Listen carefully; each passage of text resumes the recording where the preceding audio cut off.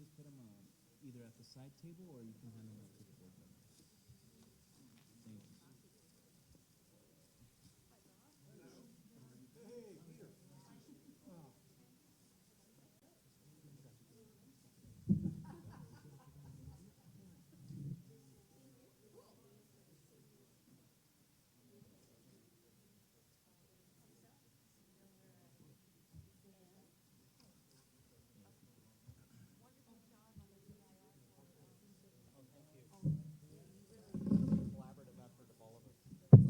All right, we're gonna get started in about 5 minutes.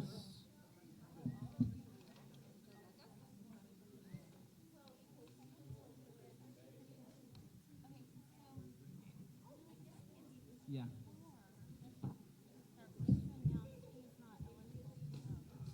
So, did you get my email? Huh? Yeah. And then he did the code of conduct, and he has the email. And then Veronica just told me that she has all her 3 trainings. She has all 3 trainings. Veronica? Yes. So the only person that would be ineligible if he comes is Mr. Velasquez. Oh, the 3 people. Yeah, the 2 Torreses and Mr. Velasquez. Right. So I think we're good. Yeah. Yes.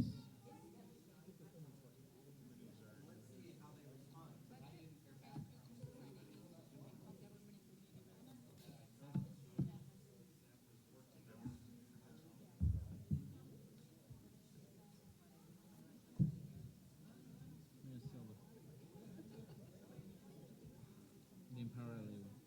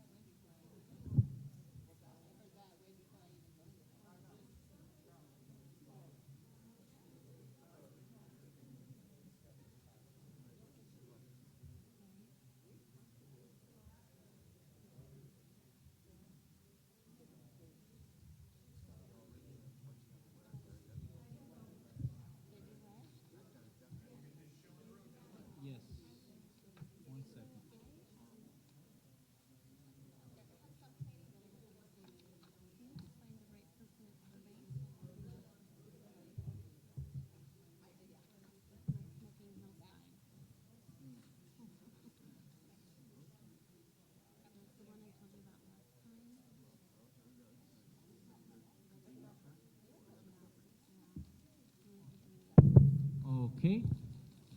I'm going to call this meeting to order at 6:43. If we could please rise for the Pledge of Allegiance.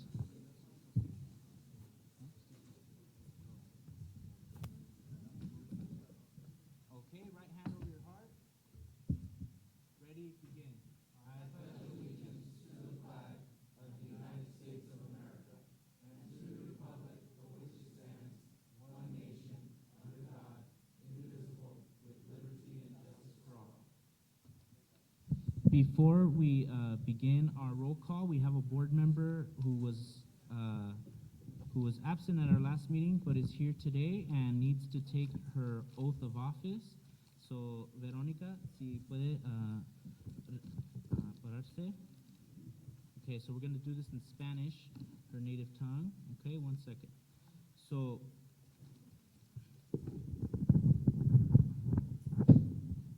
lo que voy a hacer es que voy a decir las palabras y usted lo tienes que repetir, ¿ok?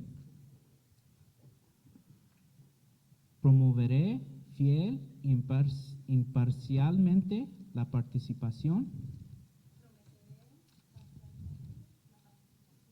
en el gobierno de la ciudad. Cumpliré mis responsabilidades activamente y observaré las leyes, las estatus y las políticas del Consejo Vecinal de Silmar. Políticas.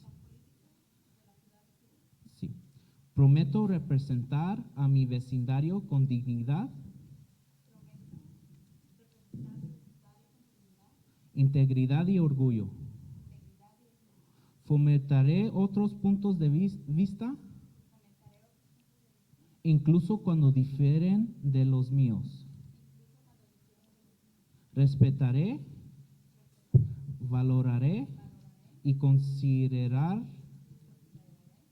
la opinión de todos. Encontraré lo bueno en mi vecindario, lo alabaré y lo promoveré. A mis vecinos y a los vecindarios de la ciudad de Los Ángeles, me comprometo a hacer estas cosas la mejor que pueda. Ok, muchas gracias. Alrighty. So, Veronica has completed her ethics training, her funding training, and her code of conduct, so she is eligible to vote. Carlos Lara is going to be helping her with translation today, so thank you, Carlos.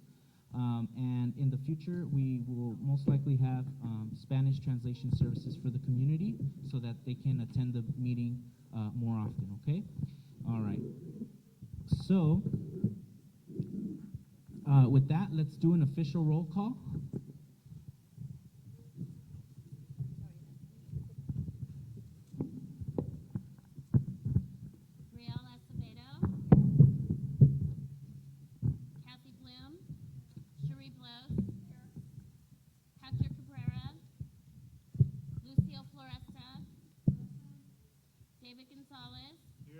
Carlos Lara. Here.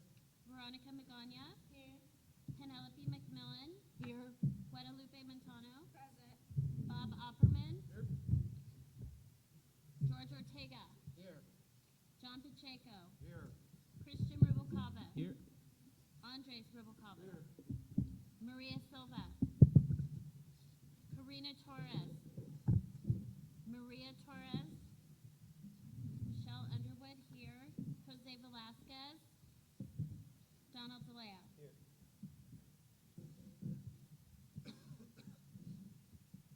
We have a quorum present with 17 members. Thank you. And I believe Jose Velasquez let you know that he was not going to be here, right, Michelle?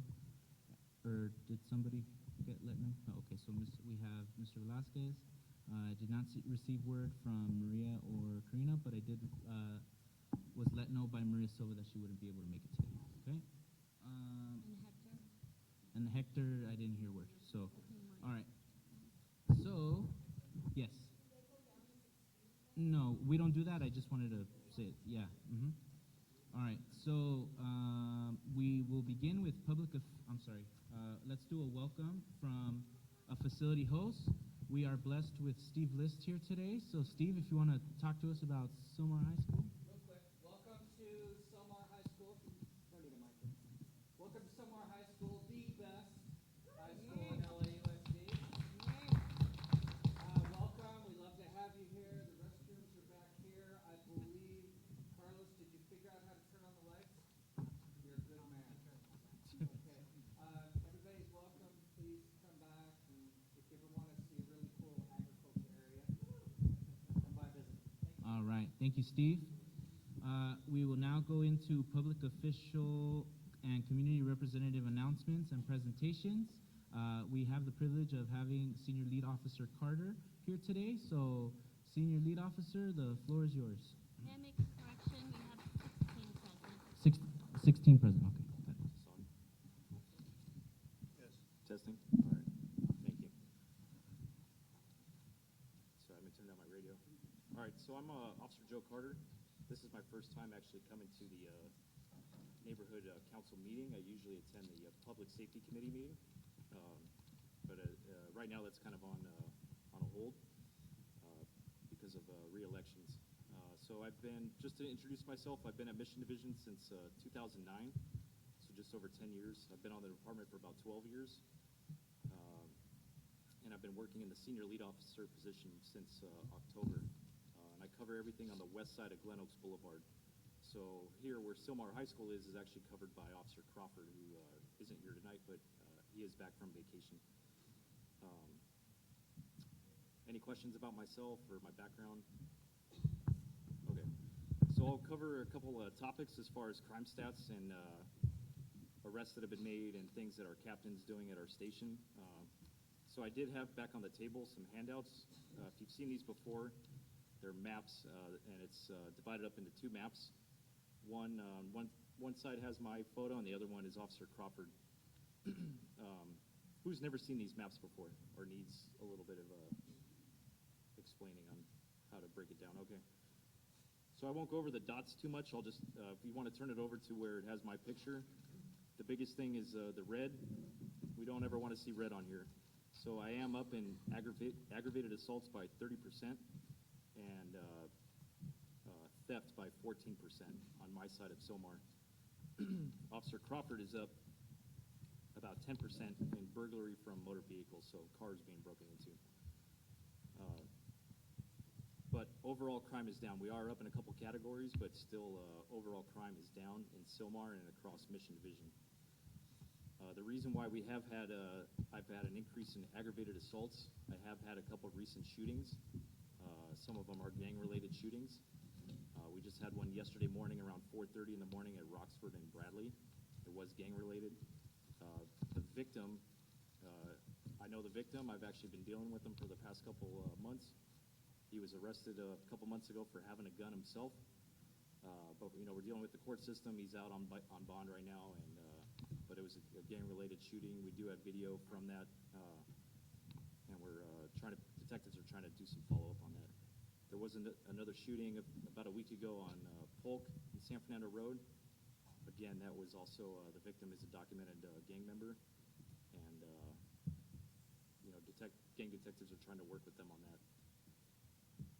Some things that our captain and our command staff is doing across the whole valley, across the whole city, because it is summertime. This is usually when we see an uptick in crime, especially violent crime, because it's hot, people are outside, drinking,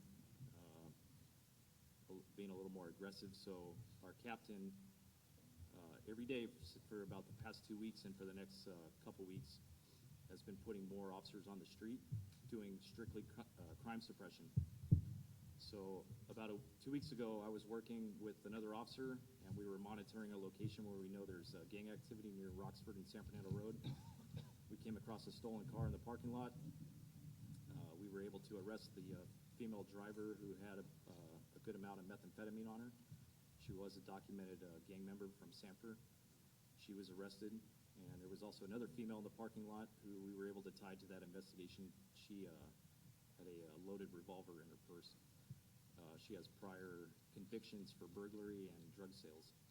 So we are out there hitting the locations where we know gang members are congregating, making good stops. Officer Crawford the other night made an arrest for a stolen vehicle, and the person in that had stolen license plates from 4 other cars in the back of the car. So we are out there making good arrests, good stops. Any questions regarding crime, violent crime, gang activity? Yes, sir.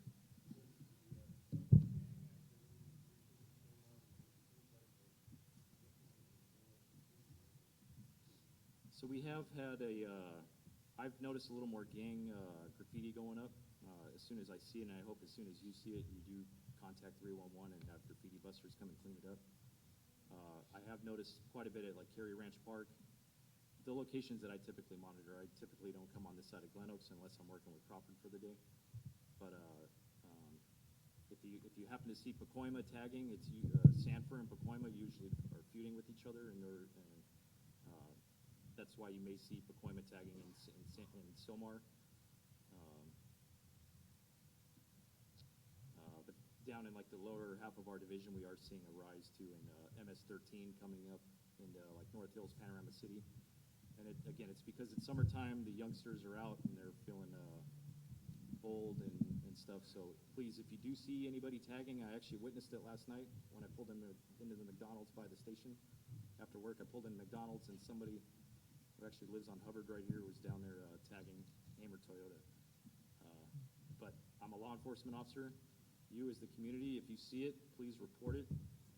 If I'm working, text me, send me an email. I'll try to investigate it to the best of my ability, and you can claim a reward with the city. I can't because of my job, but if you do see it, please report it. Same as like illegal dumping. Awesome. Yes, Penny. Officer Carter, in the last, just recently on San Fernando Road, there's been a lot of talk down there about trouble, particularly in the area of Polk. And I just wondered, there's a real-time, I don't know, site that or app that people have, and here's a battery investigation, San Fernando and Polk. Person shot, San Fernando and Polk. I guess that's the one you were just referring to, or maybe this is another one. These aren't dated. Report of man armed with screwdriver, and he's walking down San Fernando Road. And I just wonder, you know, what you have to say about San Fernando Road right now. You talk about this as summer, but I've lived here 30 years. I've never felt it so bad down there as it is right now. And how long have you been using that app? Not long. Okay, so it may be that you're now seeing that information, but things like that do occur all over the city, all over the county, all over the country. So now it may be because you're more aware of what's going on around you. San Fernando and Polk. Right. It seems to be concentrated. Right, but you're saying that you know, you've been using that app, and that app, are you talking? Is it Citizen? I think Okay. so. This Yeah, comes so from a friend. I've looked at the app, and sometimes I see information on there, and I'm not sure where the people running the app they're getting their information from, but sometimes we'll get a call. Somebody will call the police and say there's a man with a gun at Foothill and Hubbard, and when we show up, he didn't have a gun. It was just a person with a cell phone, or somebody embellished and wanted the police to respond faster, and say it was a man with a gun. So there are quite a few instances when somebody calls the police and we go investigate it, and we determine that really did not happen. And that does happen more frequently than you would think. Okay. I'm not saying that San Fernando Road isn't an issue, but sometimes, you know, you can't believe everything that's on an app or on, you know, social media until you know, you can hear it from somebody that investigated that crime. Okay, thank you. Let me get my friend Donald, and then you have something on fireworks, right, Officer Carter? Yes, I have some flyers. Okay, so let me have him, and then we'll wrap it up. So I've noticed that folks have been using that app Citizen. Is there another single source of truth or reliable place where folks can go to look at data when it comes to their crime stats here? Because I think folks are going there, but I'm not sure how reliable that is. Is there something that's the PD department has? I know you all kind of do the crime stat. So where can folks go if they're interested in know this is a confirmed, burglary, this is a confirmed attempted whatever, and it's not self-reported and it's actually a confirmed, not something like you mentioned earlier where someone might say it, but it doesn't actually become a reality or it's not true. Right. So something that I started with Diane during the public safety committee meeting, I was emailing her the crime maps so she can put it on the on neighborhood council website. I did email it to David Gonzalez about National Night Out. So what I can do is email him these maps when I get them. That'll show the stats, and anybody in the Sylmar community can then go on your website. Because LAPD, they do post our statistics, but it's for the whole division, and they do break it down, I think, by basic car, but not on a map like this to see where exactly it's occurring in your neighborhood. That would be great. So I can email it to the neighborhood council, and then just tell the community that either they can call me, and I can email it to them directly or explain it, or check your website. Awesome. And then if you want to give us that last thing about the firework fires that you have. So I know summer fireworks typically start going off in May, June. So we do have flyers in the back. Please spread the information that fireworks are illegal within the city. We do our best to try to do enforcement of fireworks, but it is very difficult to prosecute. We have to witness the person in possession of the fireworks. So if it's coming from a backyard, I don't necessarily have the authority to climb someone's fence for a misdemeanor for fireworks. I can't, unless I witness the person in possession of them or shooting them off. We've been told by the city attorney that we can't issue a ticket. All right. So please, if you do see it, try to give as much information as you can. Who's doing it? Where they live? If you can, get a picture of them. If we can't get them in that moment with the fireworks, we can try to find some other avenue to discourage them from using them in the future, whether it be with building and safety or parking issues. I have many tools that I wear, and I work with different departments. So please still report it, but just know that if 4th of July, when you call non-emergency number, that you're probably going to be on hold for a while because there's going to be a lot of people calling about fireworks. All right. But just try to educate your neighbors about safety and that kind of thing. Let me just get Bob and John, and then we're going to move on. Go ahead. Yeah, Officer Carter, you mentioned that if we saw, excuse me, graffiti to report it, is the best way to report it the 311 app or to contact you directly, or what would you suggest?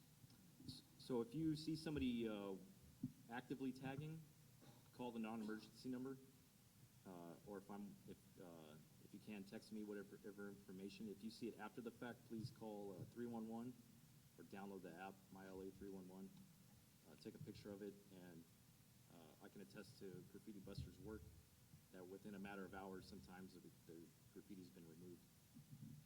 So they're a very great resource up here in Sylmar. John, go ahead.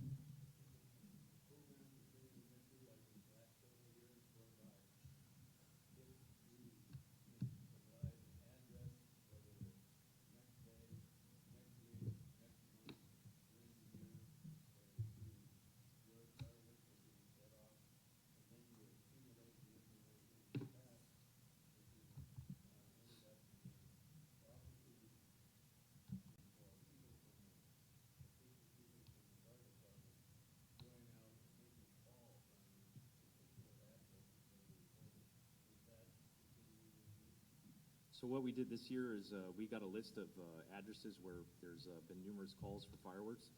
They all received letters. We did go out and hand deliver some to those neighborhoods.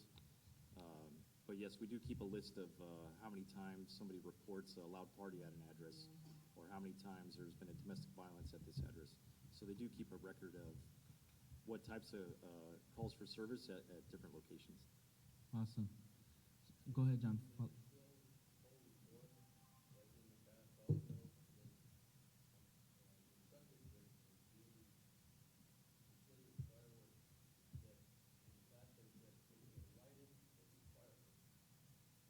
Yes, so even fireworks that are considered safe and sane are illegal within the city of LA. All right, cool. Thank you, Officer Carter. Let's give him a round of applause. Thank you. All right. Just, can I make one more Sure, announcement? go ahead. Okay. I do have some flyers. Back in March, I believe, I did a community hike at Veterans Park. It was later on in the morning, but because of the summer, I moved it up a little earlier. So it's 7 a.m. to 9 a.m. on July 18th. It is the middle of the week. Hopefully you can attend with your kids. I'll be there. Hopefully I'll try to get Officer Crawford to join me. But we're going to be at Veterans Park and just go hike for an hour or two. It's about a 3-mile round trip, 2 to 3 miles round trip. Please bring water and hope to see you there. Awesome. Thank you. July 18th, Thursday, 7 a.m. to 9 a.m. Awesome. All right, Officer Carter. Thank you. Thank you. Okay, we have anyone from the school board? No. But I do see Juan from the office of Councilwoman Monica Rodriguez's office.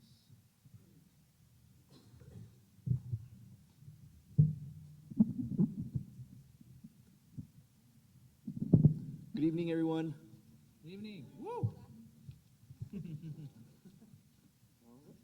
So I'm going to be brief on today's announcements.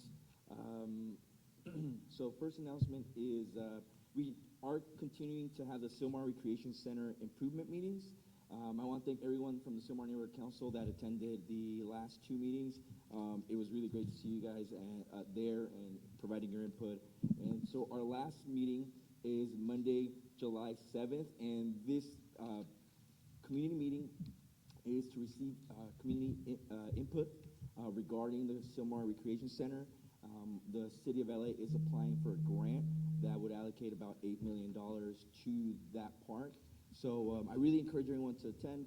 I have more flyers in the back there in this pink sheet. And so definitely encourage everyone to attend. It is Monday, July 7th from, excuse me. I'll double check. Yeah. Let me double check. I might have to remove those if there's a typo. But I will send an email to Christian and maybe he can shoot that out. It looks like there is a typo on here.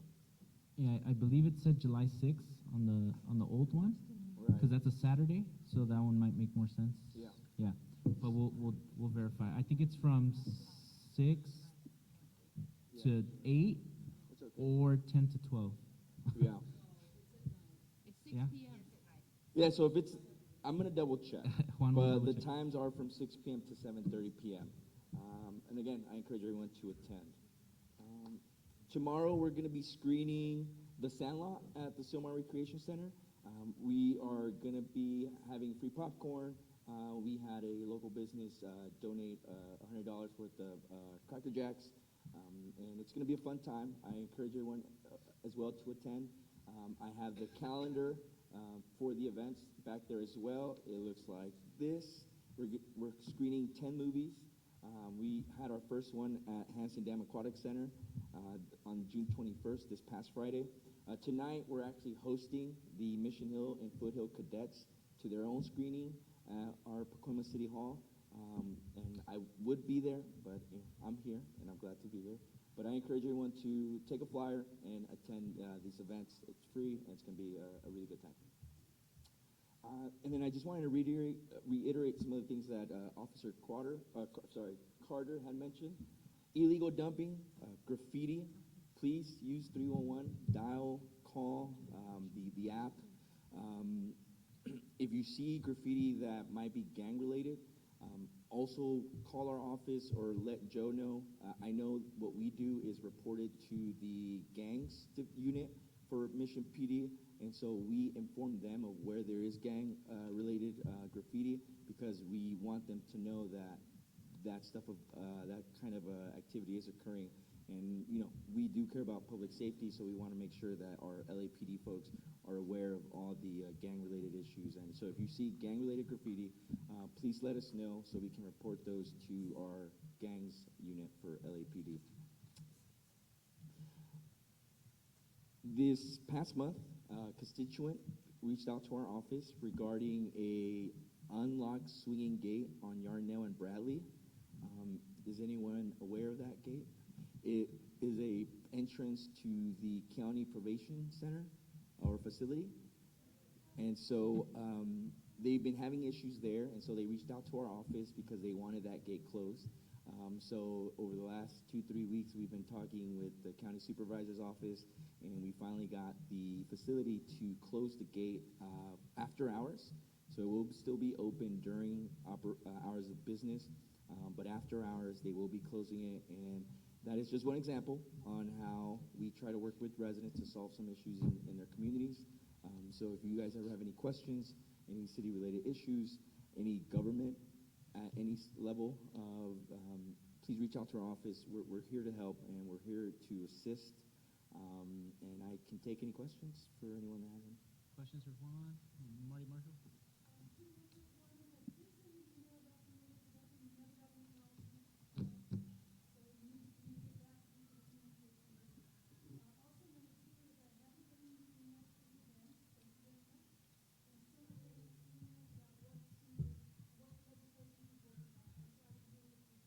Okay, thank you. And then Bonnie?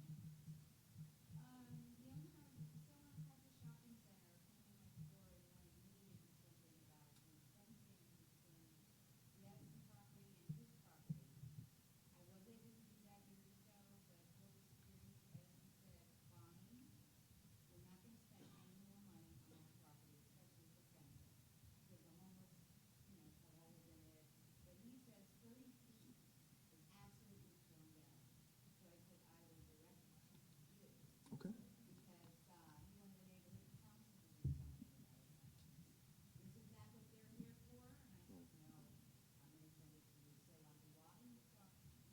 Thank you, Bonnie. Yeah, I will definitely reach out. Recently, another resident called in and reported the graffiti on the Edison property on Sayre near the Gladstone intersection. So they were able to go out there and do some graffiti abatement. Obviously, the following day, it came right back.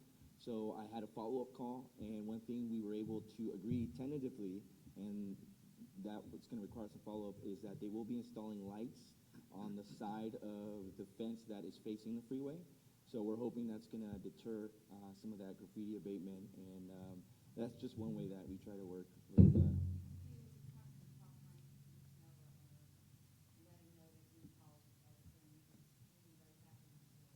Okay, yeah, I'll get his info from you. I don't think I have it. All right. Anything else? Yes, go ahead.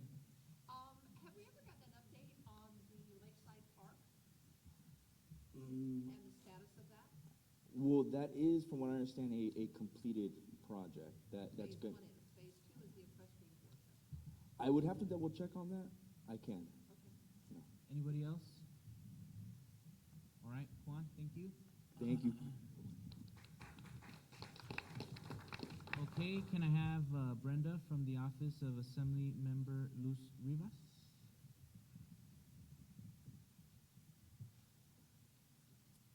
Good evening, everyone. My name is Brenda Yanez, and a couple of you already know from the board, I am the new field representative for the Sylmar area. So any issues that you may be having related to the state level, feel free to reach out to me. I'll be here throughout the rest of the meeting, and I'll be handing out my business cards just in case. I'll be providing you with one legislative update in regards to Assembly Bill 16 that was introduced by Assemblymember Luz Rivas.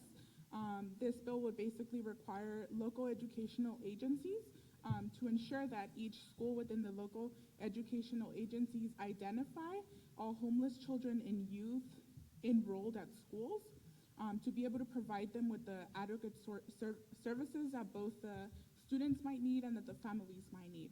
The Assemblywoman had a news conference along the side of State Superintendent Tony Thurman about 2 weeks ago, and Tony Thurman mentioned that there is indeed 200,000 homeless children all throughout California that are experiencing homelessness. So this bill is currently in the Education Committee in the Senate, and we'll have its hearing on July 3rd. So it's coming up. And in terms of some events, there will be a 4th of July event in Sunland, Tahanga, and it will start on Foothill right by Caruso's Italian Kitchen, and it will end at the Sunland Recreation Center, and that would start approximately around 10 a.m. And there is a watermelon festival going on this weekend at Hanson Dam in Lakeview Terrace, so feel free to stop by if you are free this weekend. And then one of our interns, Jennifer Ramirez, will be passing out a little packet with some information that might be useful for all of you. It basically includes a flyer on the Freeway Service Patrol. A lot of times, a lot of our constituents are not aware that this program is available to everybody who drives the freeways in Los Angeles in California. And it's basically a joint program with the California Department of Transportation and the California Highway Patrol and the local transportation agency as well. And they provide a variety of different services that are listed on that flyer, and they're all free of charge. So if you're ever stranded on the freeway and you don't have AAA, you can always feel free to go ahead and call 511, and they'll be right out there to provide you with a couple of the services. There's also going to be another flyer in there with some other information about the Real ID, which will take effect in October of 2020. You don't necessarily need the Real ID on a day-to-day basis, but we strongly encourage you all to go ahead and apply for the Real ID. And if you do run into any trouble, you can always feel free to reach out to me, and I'll be happy to facilitate any type of assistance. And then there's also a magnet there that will provide you with a list of different services, different numbers, just in case there's ever an emergency. And lastly, like I said, if you ever have any state-related issues with any departments or with Caltrans, feel free to reach out to me, and I'll be happy to assist. Awesome. Any questions? Okay, thank you. Alrighty, thanks.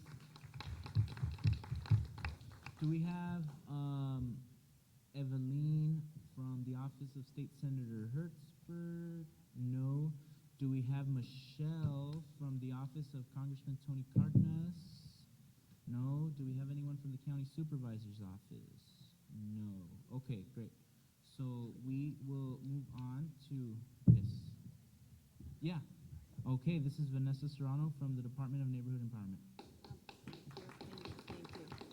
Hi, everyone. Like Christian said, Vanessa Serrano for the Department of Neighborhood Empowerment. I couldn't be here last month during your first meeting, so I wanted to take a chance to introduce myself to some of their new board members who haven't met me. Feel free to reach out to me if you ever have any questions regarding whether a neighborhood council could do this, could do that, if you're having trouble reaching out to any departments. Best way to reach me is always kind of via email. So phone is okay, but email is kind of, since we're out and about all the time, I have access to that anytime. So my email is, and I'll spell my last name too, Vanessa, VANESSA .Serrano, SERRANO @lacity.org. And I will try and be as much assistance as possible. So I just have a couple of training opportunities or workshops that I want to make sure that you all are all informed about in case you're interested in attending. Of course, I know that you have your board retreat on Saturday, but for any members of the public who want to attend, or board members in case you can't make it, I'll leave it up to you to choose. Hopefully the board retreat, it sounds pretty cool. So, all right, so budget day is on Saturday. That's June 29th from 7:30 to 3 p.m. It's really from 7:30 to noon. From 12 to 3 p.m., the group split up into different regions to elect their budget advocate for the region. So if you do plan to attend, there's a cool breakfast from 7:30 to about 8:30. Then there's an opening session where there's a presentation, I believe, from the controller on just how city funds are spent. It's a good, if you're interested in anything with city finances and trying to find out where the money is going, that's a great place to attend. Hi, Lydia. To see you. All right, and then also we're bringing back Civic U 1.0, which teaches neighborhood council board members how the city works, just city government, and also how the neighborhood council can connect with city government. This is a commitment of 3 Mondays in July. That's the 15th, the 22nd, and the 29th from 6 to 9 p.m. in downtown LA. If you haven't had a chance to register by July 5th. The link is still open. You can find the link through your neighborhood council monthly profile. Has everyone received the monthly profile for the month of June? Did you, everybody? Okay, all right. If at any point you are not receiving any notices from our department, let me know. That way I can check your email to make sure everything's correct. If you ever switch your email to something else, let me know that too, so that we can make sure you have that updated in our system. And then just lastly, some cool things that I found out today. So as you know, neighborhood councils were able to roll over up to $10,000 this year. So with that, we found out that as of today, $630,000 were rolled over among the neighborhood councils. And that means that only 3% of funds will be swept into the general fund, as opposed to the previous year, which was 11%. So that's kind of really cool. And also with community impact statements, neighborhood councils, one of the most important roles that you have as a neighborhood council is to advise city government, the elected officials, as to how issues that they are discussing will be affecting your community. Among all the 99 neighborhood councils, this year we had 629 community impact statements submitted so far to this date. And don't quote me on this, but from what I remember about end of last fiscal year, I think I had said the neighborhood councils had submitted about 300 and something.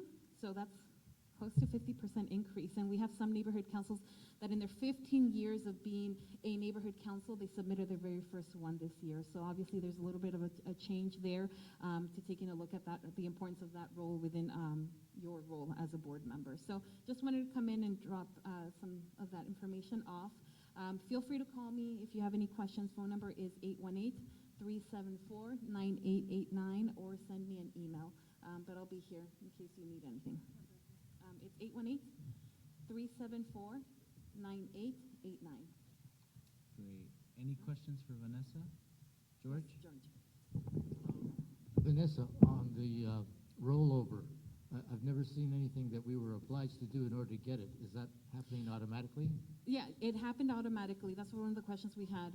Unless your neighborhood council was planning to use all of your funds by the end of this month, you should have communicated that to the board. But if you didn't, that was automatically going to happen.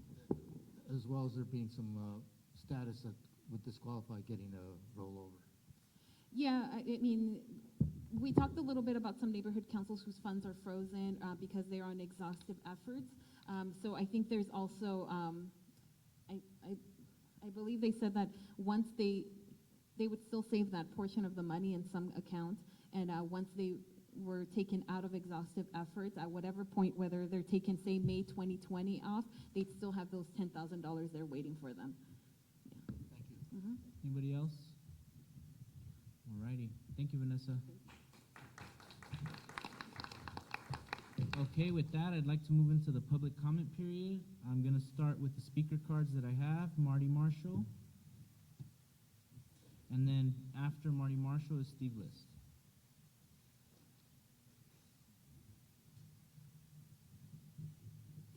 Hi. So today I'm really going to promote this book, and you can get this book at Assemblywoman Luz Rivas's office. She gave me 10 of them, so I have free ones if you don't have one. I'm just going to go over some of the things that are in here. The first thing in here, which is appropriate for this month, is it's got the Declaration of Independence, which says, when in the course of human events it becomes necessary for one people to dissolve the political bands which have connected them with another, and to assume among the powers of the earth the separate and equal station to which the law of nature and of nature's God entitles them, a decent respect to the opinions of mankind requires that they should declare the causes which impel them to the separation. And the whole declaration is in here. I want to point out another one that I found that is appropriate to actually the 4th of July, which is the Treaty of Guadalupe Hidalgo, which actually was, the treaty was signed February 2nd, 1848, but it was actually proclaimed July 4th, 1848. So that's appropriate for 4th of July also. This book also has a whole constitutional history of California. It's got like different branches of government, what they do, all kinds of stuff. It's got the Constitution of California, which of course you know I always love Article 1, Section 1. All people are by nature free and independent and have inalienable rights. Among these are enjoying and defending life and liberty, acquiring, possessing, and protecting property, and pursuing and obtaining safety, happiness, and privacy. So have a happy 4th of July. Remember, it's not just a date, it's our independence from Great Britain at the time. And get your copy of this if you don't have it, and then read it, because it's got a lot of fascinating stuff in it. Thank you. Awesome. Thank you, Marty. Now we have Steve Liss, followed by Tom Weisbar. Well, I'm sandwiched in two great people, aren't I? Good afternoon, good evening, everybody. I'm happy to announce that our Urban Garden workshops have been extended another year. And if you haven't been out, I suggest you do. They're more of a workshop. They're more like an event. We do have new guest speakers, so you don't have to listen to me BS for 2 hours. Lots of giveaways, and also we've added Griffith Park to the agenda. So now we're doing 3 workshops a month. My goal when I started this 2 years ago was to have a workshop every single Saturday in the city of LA. We are going to add San Pedro by the end of the year, so we should have one every Saturday.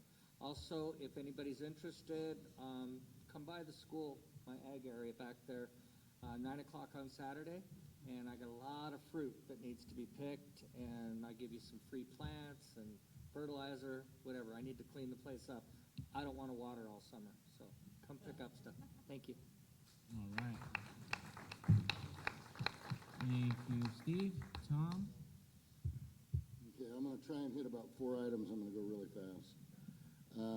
Crimemapping.com. If you're looking for crime information, you won't get statistics, but crimemapping.com is actually linked from the LAPD website. The LAPD feeds all the crime reports. This is actual reported crimes, with the exception of some, namely sex crimes and some things they don't want to have defined publicly. But you can pick a map, pick a date range, and it'll show you all the crimes. It's very convenient.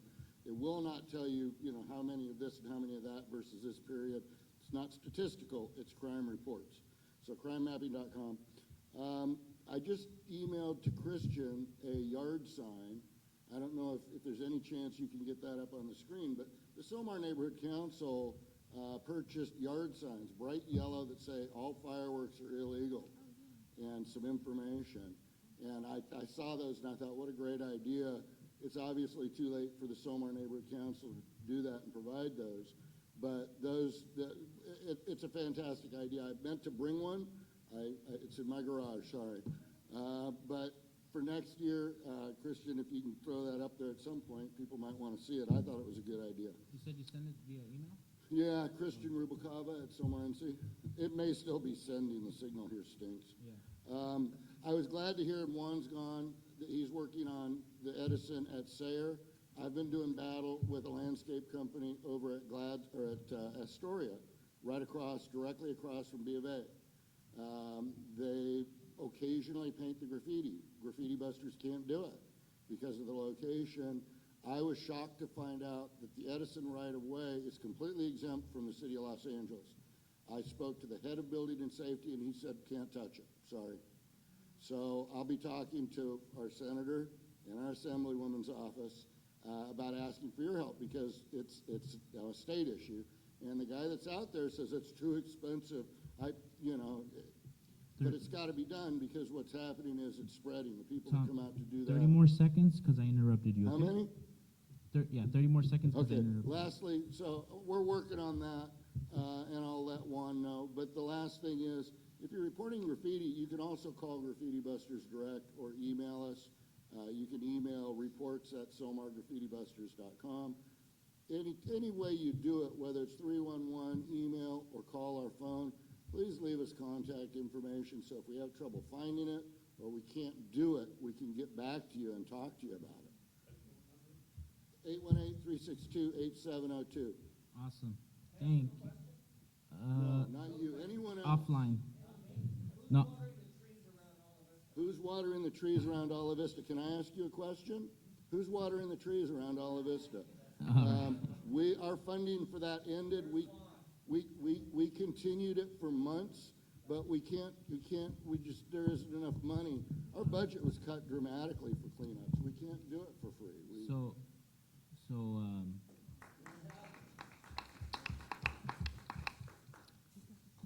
I forgot. Oh, yes. Juan wanted me to let you all know that he had a meeting at 7:30. That's why he had to step out, just so you know. Okay. So, Juan Solorio. All right. So, anybody else that wanted to give a public comment? I believe someone. Go ahead.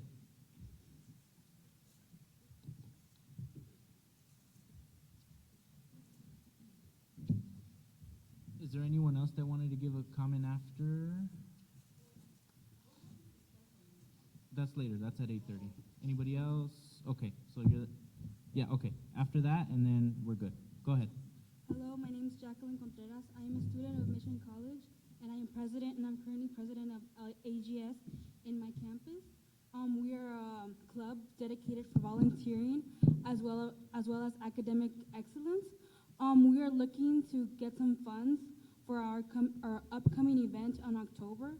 We're looking to cover things such as props, decorations, gas money, as well as food and prices. We want to open this to the public, and the reason why we're trying to do this carnival is to raise funds for our convention in April. So thank you. Have a good one. All right. So I'll have our treasurer, George. You have a business card, George, on you? I have a question. If not, we'll send that over. Question, Chris? Sure. Direct it to me? Yeah, no, for the speaker. I know, but direct it at me because you can't speak to the speaker directly. I can't ask a question? Just ask me the question. Okay. Is there some way to access their group if it's volunteers? Sure. If their purpose is to find places, I'm assuming, that they can volunteer, how would we access that group? We have a lot of events. We'd like to get Oh, yes. We're actually looking for events to volunteer, and so that's a good point. I could definitely give you our email. I'm also going to be coming coming to these type of meetings because you guys have really important information that I would like to take note about. So, yeah. Awesome. Definitely. All right. Thank you so much. Thank you. And then George is writing down his contact info, and we'll get that to you, okay? All right. So, go ahead. Armando, right? Yes. I only have one particular question, and this is very important to the community. Why aren't more of these flyers posted for the meetings? There was not one at Sylmar High, at the Sylmar Library. Previously, I had requested that since it hasn't been posted, and I'm guessing I ran around all over town trying to find out where the meeting was because I'm very busy, and I wonder there's a lot of people would probably like to attend these meetings if they knew they were happening, but we have to post them. What? At the park over here, El Carrizo, at the library, that kind of stuff? We post our meetings at our office. Not good enough. On Hubbard Street. Not good enough. And on our website.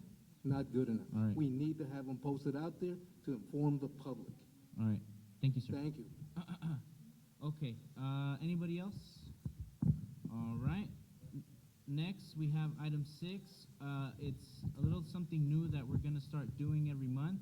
It's a president and executive committee report. Essentially, what I want to do is I want to highlight a lot of the positive things that this board has done in between meetings. We don't just come to these meetings and piss you all off and then go home. We try our best to make Sylmar a better place. And so I wanted to highlight a lot of the great work that a lot of these board members are doing. So first, there were multiple board members that went to the Pioneer Cemetery for the San Fernando Valley Historical Society's annual event. And I was given the opportunity to address the audience. It was for Memorial Day. They have it annually. It's a great event, and I recommend a lot of you attend. A lot of these board members came, and I appreciate that.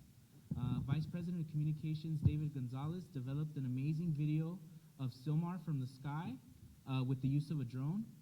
His video was very popular on Facebook and was used by the Office of Assemblymember Rivas for a yearly recap video that they do.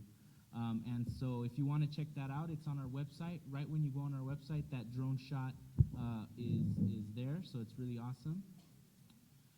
Board member Penelope McMillan went on a tour of the San Fernando Valley to learn about different resources available for seniors.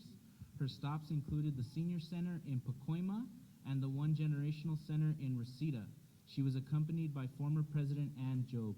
So thank you, Penny, for going out and looking for more senior resources here in for Sylmar. Board member Hector Cabrera met with Juan Solorio from the office of Councilwoman Rodriguez to discuss the needs of seniors in the Sylmar community. So he had a meeting with him, and they were talking about various issues relating to seniors. Multiple board members were present for the draft EIR meeting held at Olive View Hospital.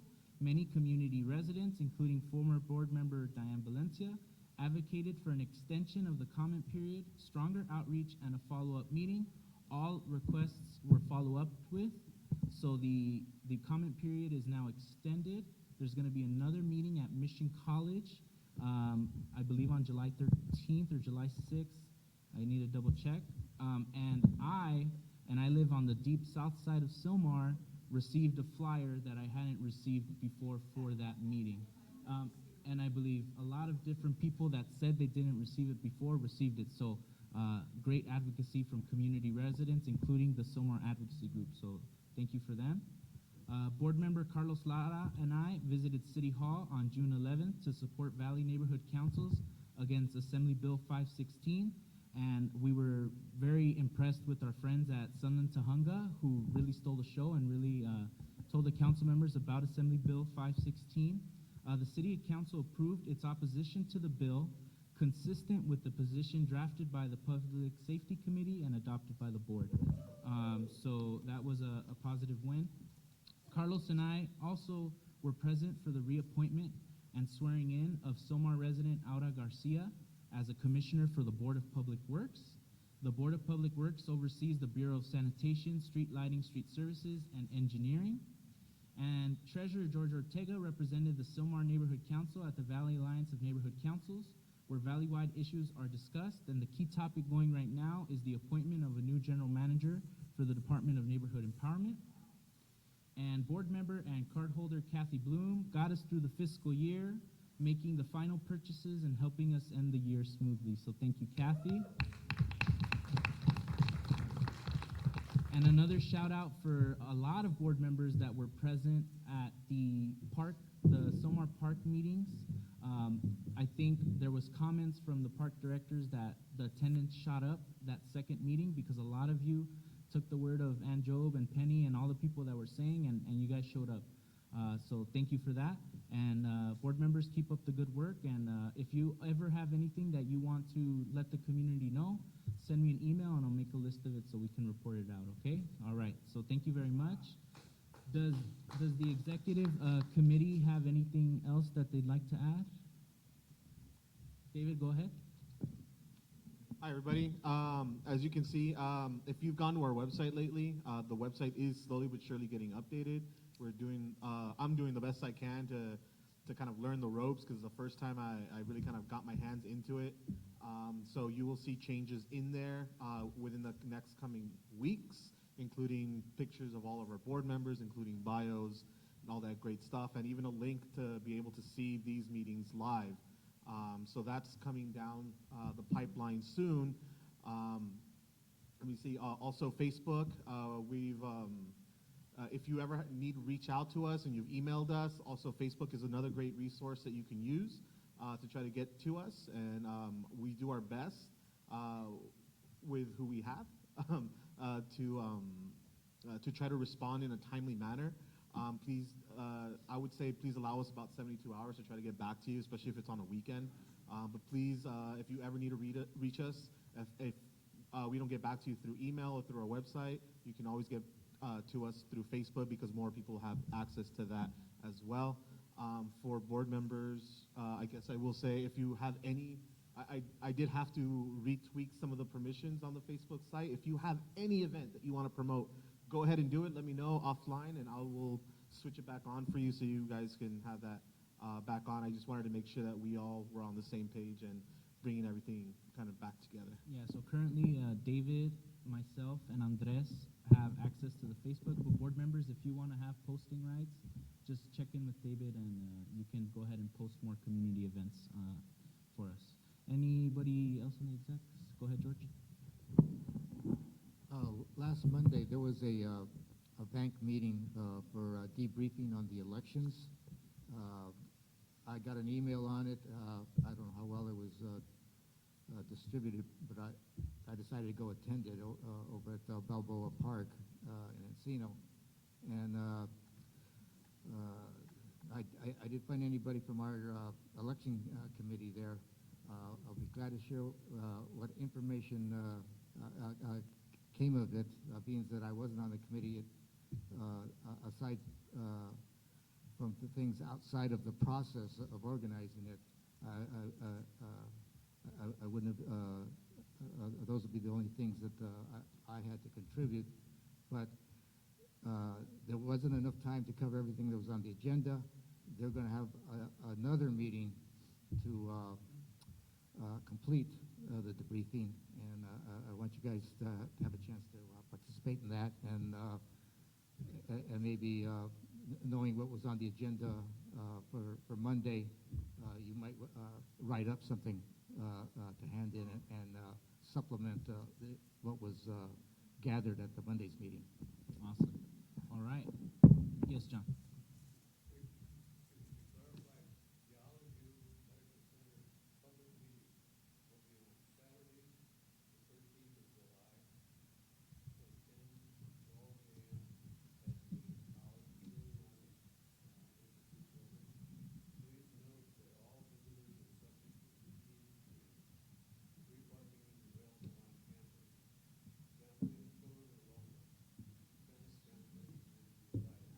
Thank you, John.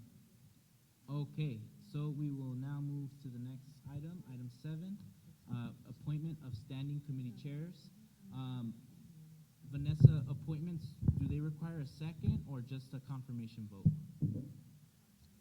Confirmation vote? Okay, so let's start with planning and land use. I had sent an email to the board appointing Peter on June 10th, and now we need a vote by the board to confirm his appointment. And so, Peter, did you want to say anything? All right, so Peter is very detail-oriented. He's fair. He's the right person for the job then. He's the right person for the job now. That's why I made my appointment. So with that, if there's no discussion, I'd like to take it to a vote.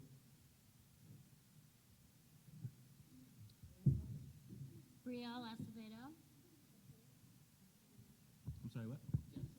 Yes. Oh, yeah, let's do a reverse. I'm sorry. Thank you. So all those opposed to his nomination? All those abstaining from his opposition? All right, it looks like it is a unanimous.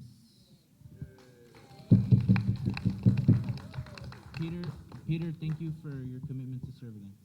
All right, so outreach, this was a tough one. I'm literally wrestling to the last minute on who to appoint for this one. I've gotten interest from about 5 board members. Let me do bylaws first. So for bylaws, I made a condition for the bylaws committee. I said, you can be the bylaws chair, but you have to have Bonnie Bernard on that committee. And that person said, of course.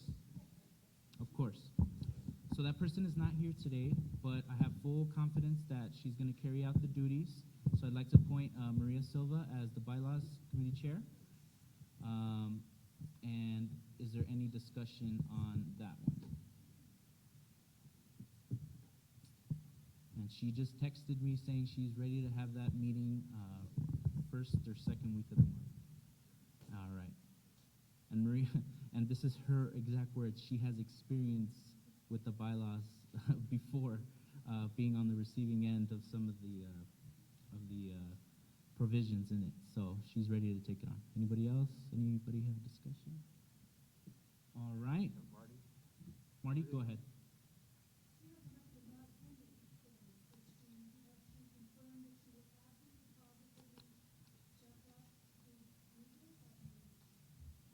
Yes, yes, that's a discussion that I had with her.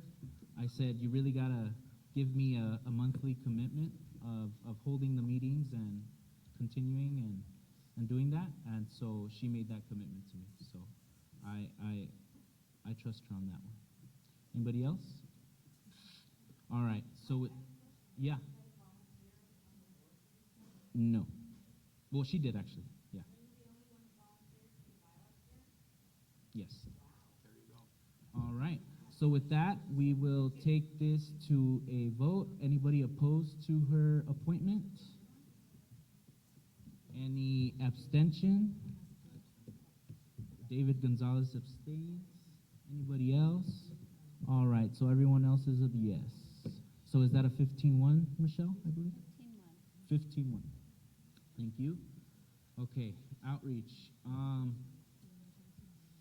You know, my best friend Carlos Lara said he wanted to do outreach, but I said, Carlos, you gotta let someone else do it. So, so I'm gonna go ahead and appoint Donald Zelaya as outreach chair. Donald has kind of shared a vision that Andres and I have had about, you know, community partnerships and really getting to know a lot more of the community leaders that we have here outside of the neighborhood council, and I think Donald would be the right person for the job. So is there any discussion on Donald's appointment? Audience? Thank you. All right, so let's do a reverse. Anybody opposed to Donald's appointment? Anybody abstaining? Oh, sorry, Donald, did you even accept? Oh, okay, sorry. I haven't even done that, sorry. Okay, so abstaining, and no abstentions, no, okay. All right, it is unanimous. Thank you, Donald, for stepping up. All right, so we can now move on to item 8. Discussion and possible action on establishing the following term committees consistent with Article 7, Section 2 of the Sylmar NC bylaws. Each committee requires a motion, a second, and a vote. Now, these committees, I put these down contingent on having a good person to lead these committees. Now, procedurally, we have to create the committee before the chair, but the way I'm going to discuss it is who's going to lead the committee. And last meeting, I asked Diane Valencia if she was willing to serve again as public safety chair. She gave me like a 90% yes. Today, she sent me an email letting me know that yes, she is willing to do it. And frankly, the whole month, I've gotten a lot of messages from community members. A lot of people have told me that they want Diane Valencia as public safety chair, and I said, of course, who else would do it? So I'm going to appoint, I'm sorry, we have to have a motion and a second for a public safety committee. So moved. So we got a motion by Brielle, and we got a second by David. Cherie? Oh, okay, great. Any more discussion about establishing a public safety committee? Okay. Let's go ahead and take a reverse. Anybody opposed to a public safety committee? Anybody abstaining from a public safety committee? It is unanimous. Thank you. Next, of course, John wanted to restart his emergency preparedness committee, and I said, of course.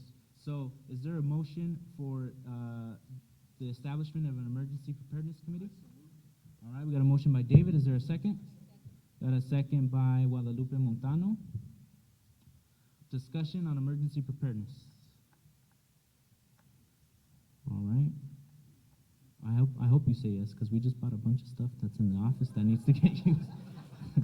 So we're gonna have more CERT trainings. All right. So anybody opposed to the creation of an emergency preparedness committee? Anybody abstaining? All right. We are good on that. Emergency preparedness. Emergency preparedness, when do you think you're going to be meeting? Oh, not yet. Let me wait for the appointment. First Tuesday of the month. All right. So Cherie wants, I mean, she didn't even have to ask, but equestrian committee, of course, it's a staple of this neighborhood council and of this community. So is there a motion to reestablish the equestrian committee? Motion. I saw a hand by Kathy and then a second by Andres. All right, discussion on equestrian. To my right, to my left. Anybody opposed to the equestrian committee? Anybody abstaining from the equestrian? All right, unanimous. The equestrians are back. Okay, so two new ones. Penny McMillan, who is our senior representative, wanted to establish a senior committee that focuses on senior citizen issues in Sylmar. And when she came with the proposal, I mean, she threw statistics at me that, you know, the demographics are changing quickly and this, that, and she went on tours with Ann Job about Senior Center. And I said, of course, Hector Cabrera has expressed interest in being a part of that committee as well. And so I would like to, is there a motion to establish a senior committee? We got a motion by Andres. Is there a second? Bob? Okay. Is there any discussion on this one? Awesome. Okay. Anybody opposed to the creation of a senior committee? Anybody abstaining? All right. We have a senior committee of the neighborhood council. Awesome. And the next one was something that I tried to do when I was 17 years old on the neighborhood council, and I was learning the ropes and couldn't get it started, but it's something that I want to bring back. It's kind of like a government and community relations committee, and this is something where we talk policy, because what I've noticed as president of the neighborhood council is I get a lot of requests for letters of support or legislation and whatnot, but I have no one to really vet it, especially if it's outside the public safety sphere. And I think this would be a good location where we can really look at the issues and draft letters of support instead of just getting handed a piece of paper. And I asked Guadalupe Montano, because she has a lot of policy background, if she would be willing to chair that committee, and she said yes. So is there a motion for a government and community relations committee? I heard from Andres. Is there a second? We got a second by Donald Salaya. Discussion? This would also encompass a little bit about city services, because I really want an emphasis on getting more street sweepers and all that good stuff that community residents need, okay? All right, so is there anybody opposed? Oh, sorry, Bonnie, go ahead. Yeah.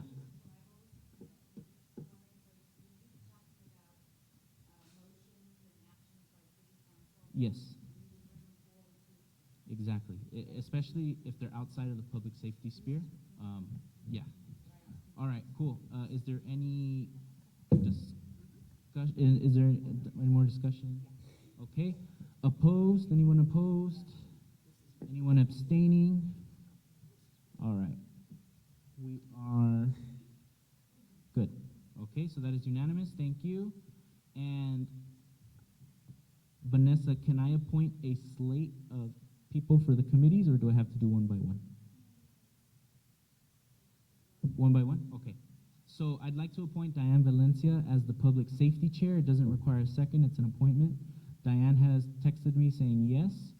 She couldn't be here tonight, but of course we want to have her continue. Is there anybody opposed to that appointment? Or sorry, yeah, anybody opposed to that appointment? Anybody abstaining from that appointment? Great. Okay, we're gonna go through these quick. I'm gonna appoint John Pacheco as emergency preparedness chair. Any discussion? Anybody opposed? Anybody abstaining? If you want to speak, you just shout, okay? All right, good. So emergency preparedness is good. I'd like to appoint Cherie Blows as equestrian committee chair. Any discussion? No? Okay. Opposed? Abstaining? Cherie, thank you again. Senior, I'd like to appoint Penny McMillan as senior committee chair. Discussion? None? Anybody opposed? Abstaining? Great. I'd like to appoint Guadalupe Montano as government and community relations chair. Anybody opposed? Yeah.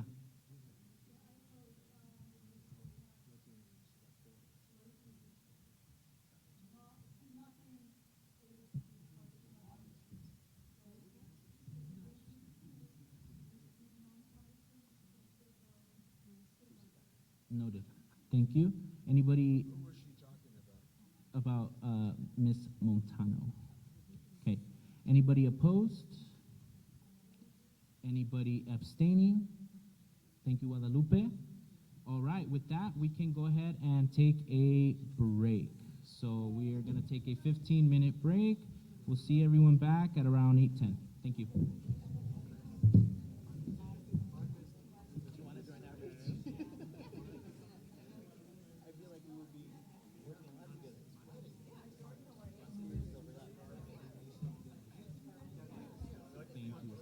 Thank you. And then,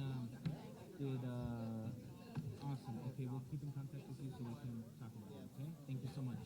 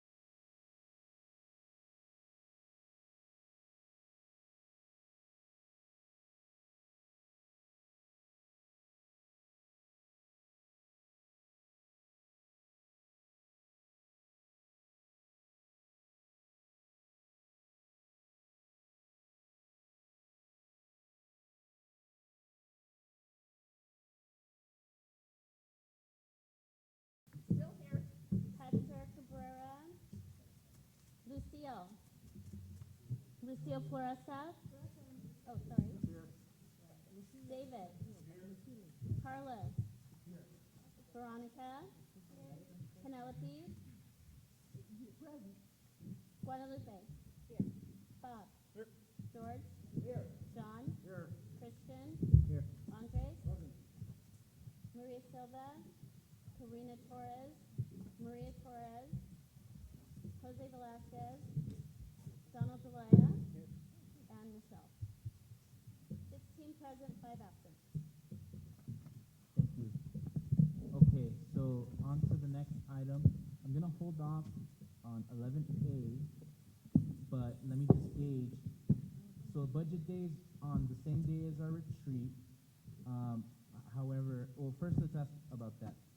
Board members, so the retreat was originally planned for the library on Saturday from 10 to 10 to 3 around there. However, the library was unable to secure the location for us, so we managed to get a big room at St. Didicus Church on Sayer and Glen Oaks. So same time and everything. So by a show of hands, how many will be able to make it to the retreat? Okay, how many will not? 1, 2, 3. Astoria, what did I say? Sayer? Yeah, my bad. Okay. All right. Thank you. So, okay, so I think we'll still have the retreat. Some people mentioned that they can come later in the day. If you can come later in the day, I would really appreciate that because the beginning half is more of the basics, and I know a lot of you already know the basics. But I'd appreciate it as many of you can come. We ordered food for everyone. The community is obviously invited. We're going to provide an updated agenda in time. So the retreat will be at St. Didicus Church. We'll have people out there directing you to the right room because it's a little complicated. But we're going to go ahead and continue on with the retreat. And it is classroom 2 at St. Didicus Catholic Church. It's on Saturday, June 29th from 10 to 3. All right, cool.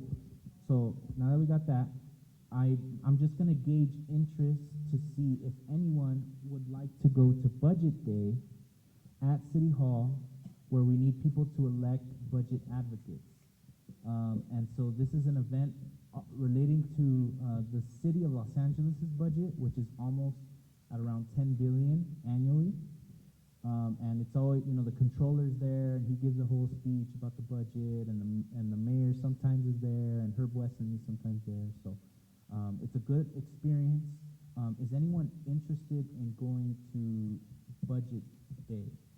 I'm asking Ann Job, so that's why I'm holding off, because Ann has experience in that. So I'm going to hold off just a bit to see if she's willing and able, and maybe take Patty Rao with her on behalf of the neighborhood council. So I'm going to hold off, but is anyone expressing interest? Yes. So, okay, so we'll hold off. If you do have interest, let me know later in the meeting, okay? All right, with that, I'm going to go to item 11B, the appointment of a Public Works Liaison. I was the Public Works Liaison last term, and I love it because it deals with the departments that people really care about the most, which is the Bureau of Sanitation, Street Services, Street Lighting, and Engineering. Those are the kind of things where all the concerns kind of get directed there. And so I mentioned earlier that we have a Soma resident who is a Public Works Commissioner, and she's actually good friends with Carlos Lara. And so that's why I want to appoint Carlos Lara as the Public Works Liaison, because I know he's really good at getting information to that person so that things get done. So that is my appointment. Is there any discussion? Okay, from the audience. Anybody opposed?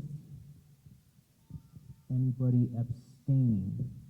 Okay, it is unanimous.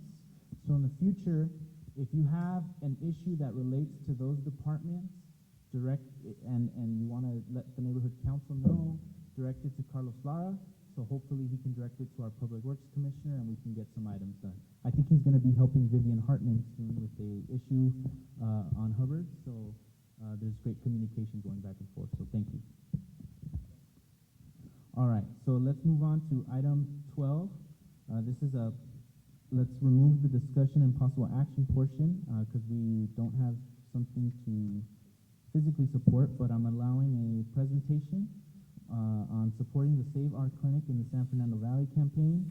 This is from representatives from SEIU 721, Mr. Bernie Moto. This is item number 12. And Rosalinda Pedraza. Please skip 11A. 11A, I'm holding off, yeah. Go ahead, sir. Good evening, everyone.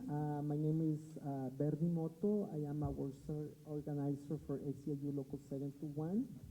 I would like to also introduce our union steward, Rosalinda Pedraza, and we are also stakeholders of Selma Neighborhood Council.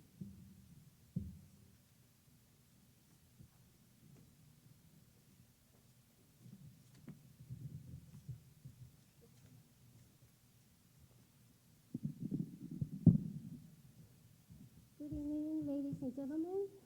My name is Rosalinda Pedraza. I am an employee with 30 years of service at Northeast Valley Health Corporation. I am speaking with you tonight on behalf of my 572 other SEIU brothers and sisters who are also employees at Northeast Valley. We are reaching out to you, to the Sylmar Neighborhood Council, and asking you to stand in solidarity with us in our campaign to secure a strong employment contract and save our clinics. Healthcare and labor are human rights. They must be defended.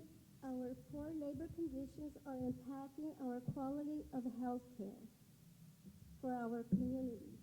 We believe that strong in your mission of promoting the welfare of those in Sylmar communities, being a voice for residents and protecting the interests while seeking for improvement of their quality of life. Working at Northeast Valley with 33 clinics isn't just a job. For us, it's a calling. We are passionate about caring and members of our communities who are often among the most vulnerable, making sure that our clinics are fully staffed. It's key to provide the high-quality care of patients and Sylmar residents deserve. Yet, Northeast Valley in the past years is going through some financial problems, which has impacted the public safety because it's caused by the threats of layoffs and reduction of the frontline staff. Northeast Valley needs help. We want the public to know about the efforts and to stand with us as we fight for our clinics. We are also asking for your assistance by partnering with us in finding solutions and identifying funding sources that would help our cause. Please take some time of our flat cards here to put on your office or desk and help us spread out the word that we are united for our clinics. I want to thank you for your time, and we're asking for your help. Thank you. Thank you. Bernie, can you specify what Sylmar stakeholders would be affected? Yes, thank you very much for asking that important questions. I would like to give you some facts about Sylmar, but also about California is the 5th largest economy of the world. The LA economy is booming. LA County taxable assessed property values have increased up to over 20%. However, government attacks on immigrant workers and homeless, with the rent increasing by more than 10% a year in the San Fernando Valley, prices are outpacing wage growth hurting living standards of the poor and working class. Calling hardworking families a public charge, Trump has threatened immigrant families using housing, healthcare, and nutrition subsidies. 24% of students at Telfair Elementary in the Northeast San Fernando Valley are homeless. Los Angeles homeless population has increased by over 75% since 2013. Caring against all odds. Over 572 members of SEIU Local 721 serves over 92,000 patients in the San Fernando Valley and the Santa Clarita each year, including over 20,000 homeless patients and over 37,000 children. The vast majority of the clinic workers make less than $22 an hour. According to other statistics, City of Los Angeles has about 75% poverty levels, 25% are absolute poor, and about 45% are relative poor. Within this context, Northeast Valley is taking an offensive against our human rights, specifically our economic and social rights. It is impacting our labor rights, but fundamentally, our healthcare is a human right. And this is why we are here. We want to join forces with all of you, and we want to defend healthcare is a human right, and we need to defend our clinics. So we want to partner with you, and we also want to partner with Northeast Valley. So Northeast Valley has the grants, so they're not threatening our employees. The more employees are threatened, the more employees are laid off.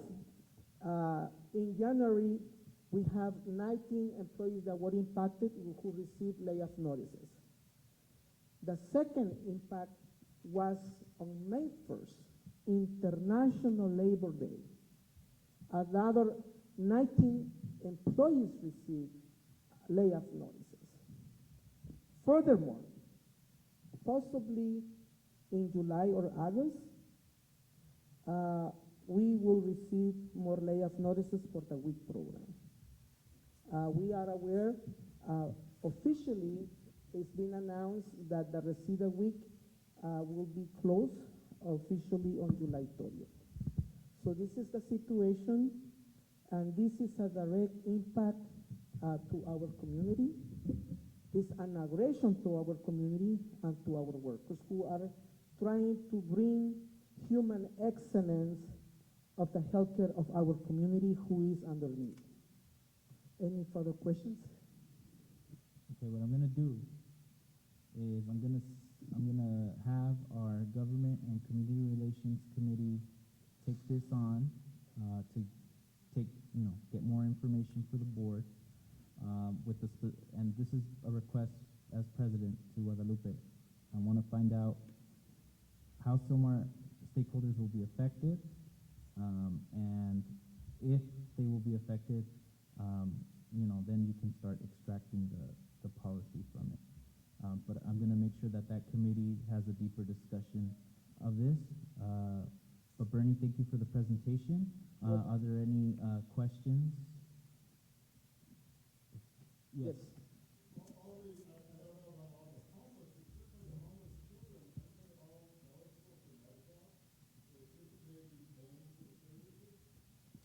That is true. However, when Northeast Valley, as she expressed, is experiencing a financial crisis, we do not understand that they have financial crisis, laying off members, employees, and at the same time they're opening clinics, because that's one of the biggest contradictions that they have. And they cannot argue or justify the layoff. But once they start doing layoffs, staffing is impacted. And if staffing is impacted, then what kind of health care are you receiving? So those are the things that the community has to address collectively. And that's why we are here to first make acknowledgement of what's going on, and also to join our campaign, our healthcare is a human right campaign, to save our clinic, sir. Okay, so hold on. Let me get Armando. You're the last one because I have a special meeting at 8:30. Okay, go ahead.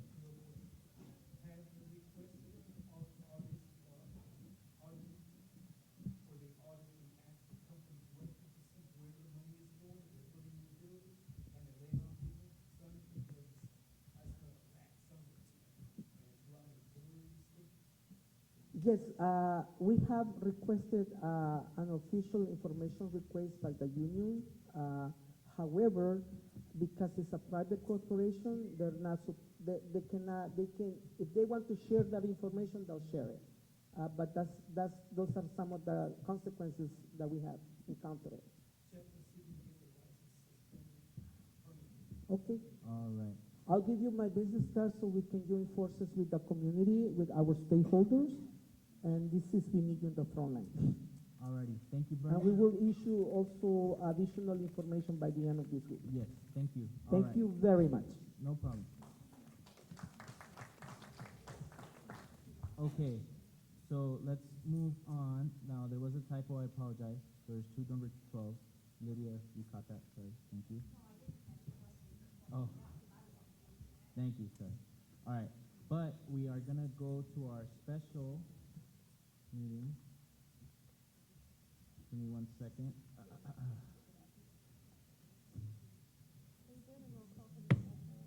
No, we'll have the same. Okay.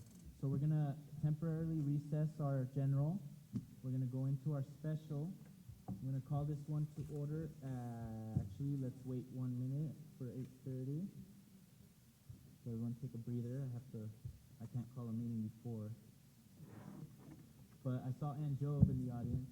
Hey, Ann, can you do me a favor? Are you available on Saturday to go to Budget Day? Can you call Patty Rao and see if she wants to join you?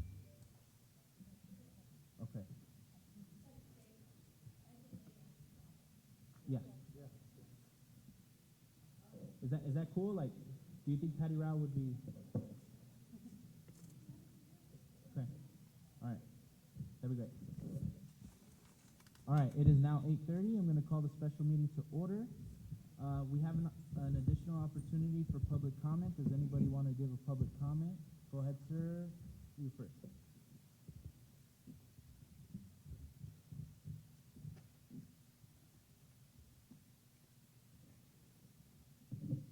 My name is John Stahl.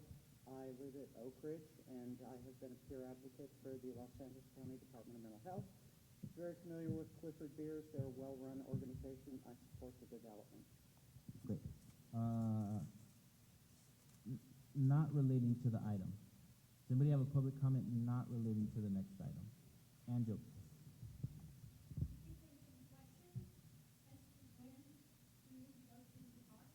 Yes. Yes, there was.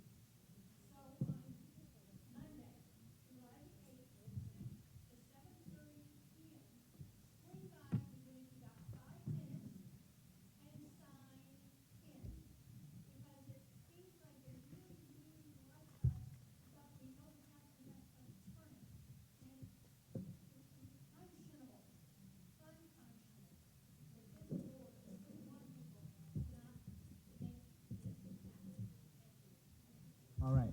Thank you. Anybody else have not relating to the next item? Okay. If not, Peter, if you can go ahead and give us a rundown. This is, and let's take a motion first.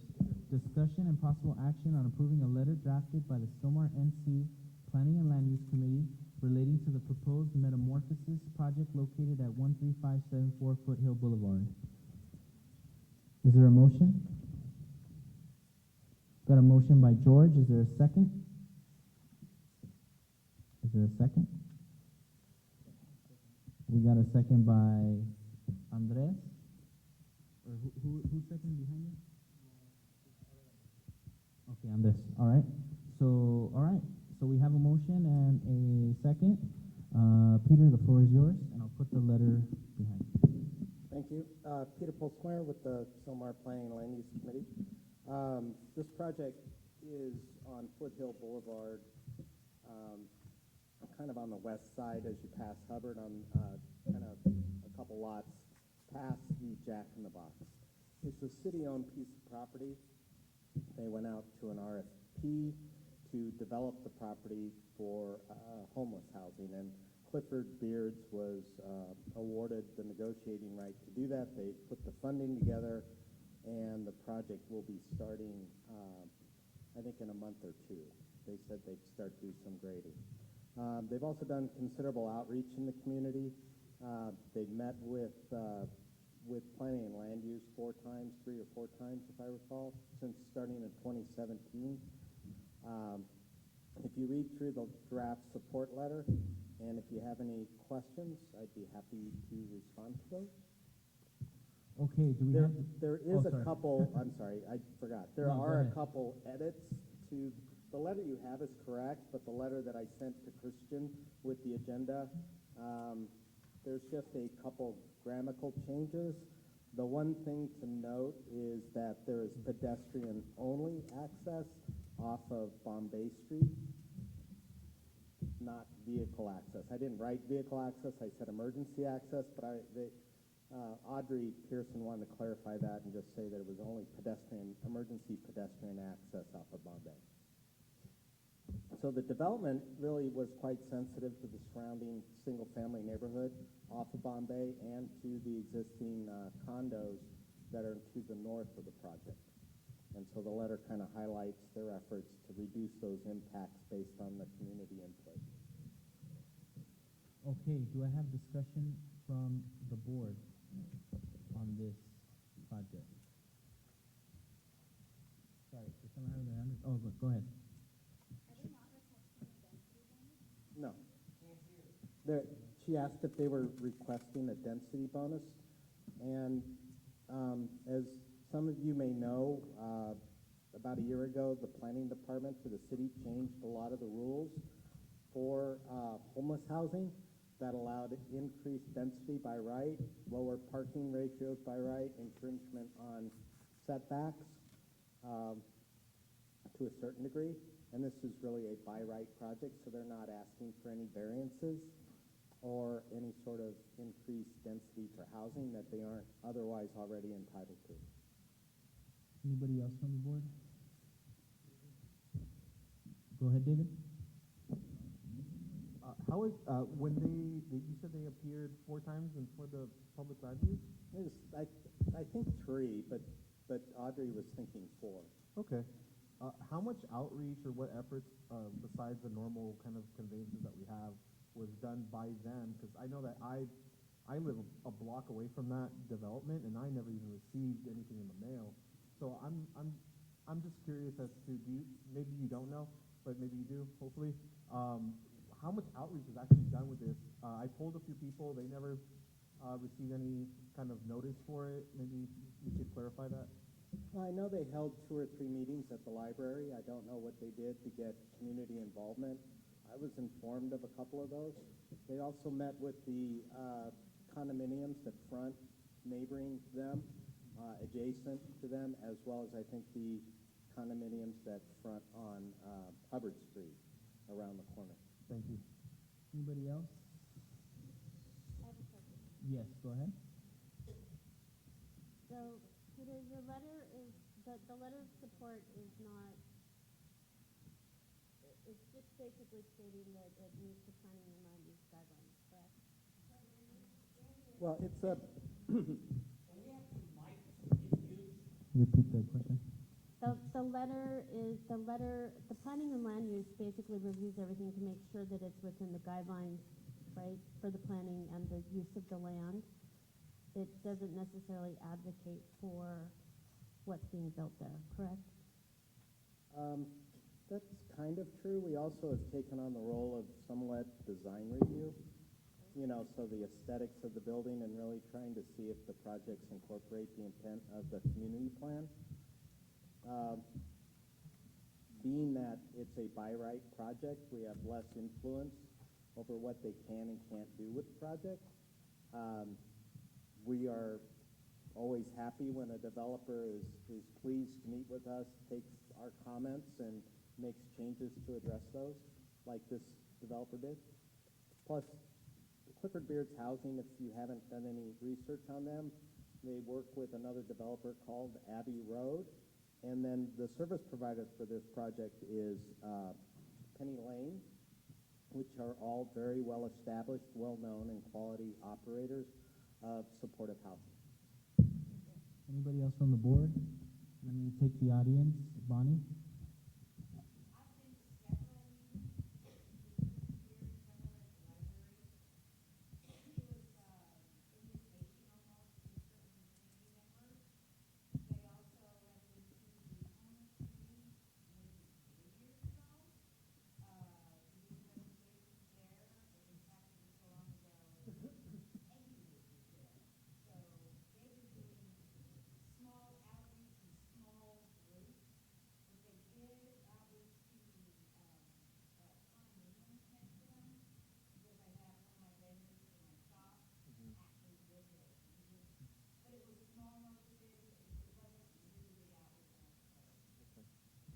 I did notice today there was a poll on Nextdoor Gladstone.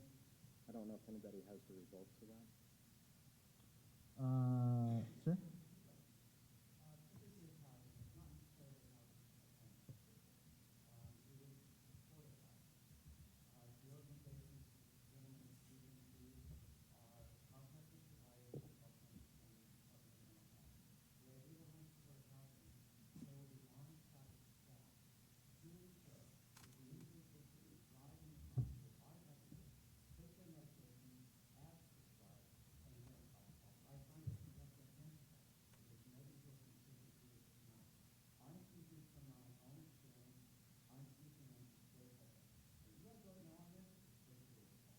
Well, I think Audrey would have been here, but I'm not sure I gave her much notice.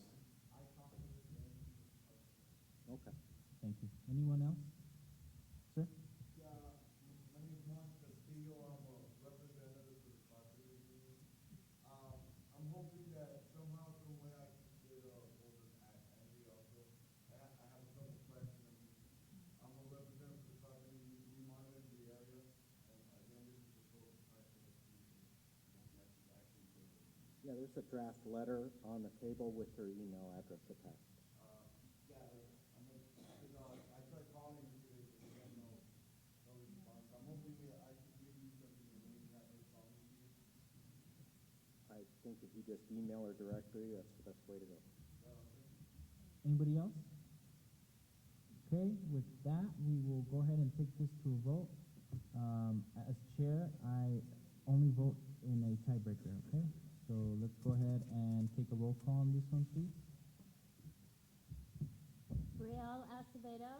Yes. Kathy Bloom? Cherie Blode? Lucille Floresta? Yes. David Gonzalez? No. Carlos Lara? Yes. Veronica Magana? Yes. Penelope McMillan? No. Guadalupe Montano? Yes. Bob Opperman? I'm going to abstain. George Ortega? Yes. John Pacheco? Yes. Andres Rubalcaba? Yes. Donald Zelaya? Yes. Michelle Underwood? No.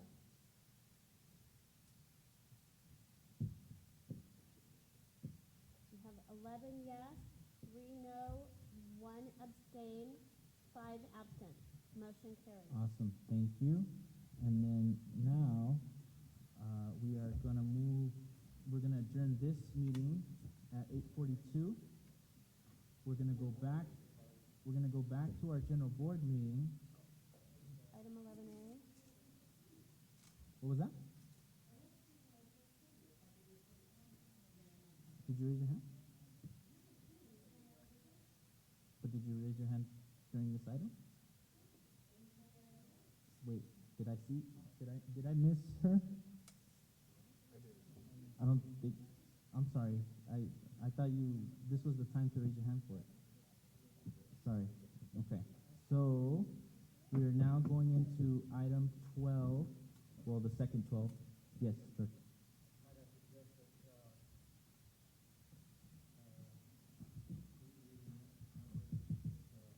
Sure. Sure. So the first 12.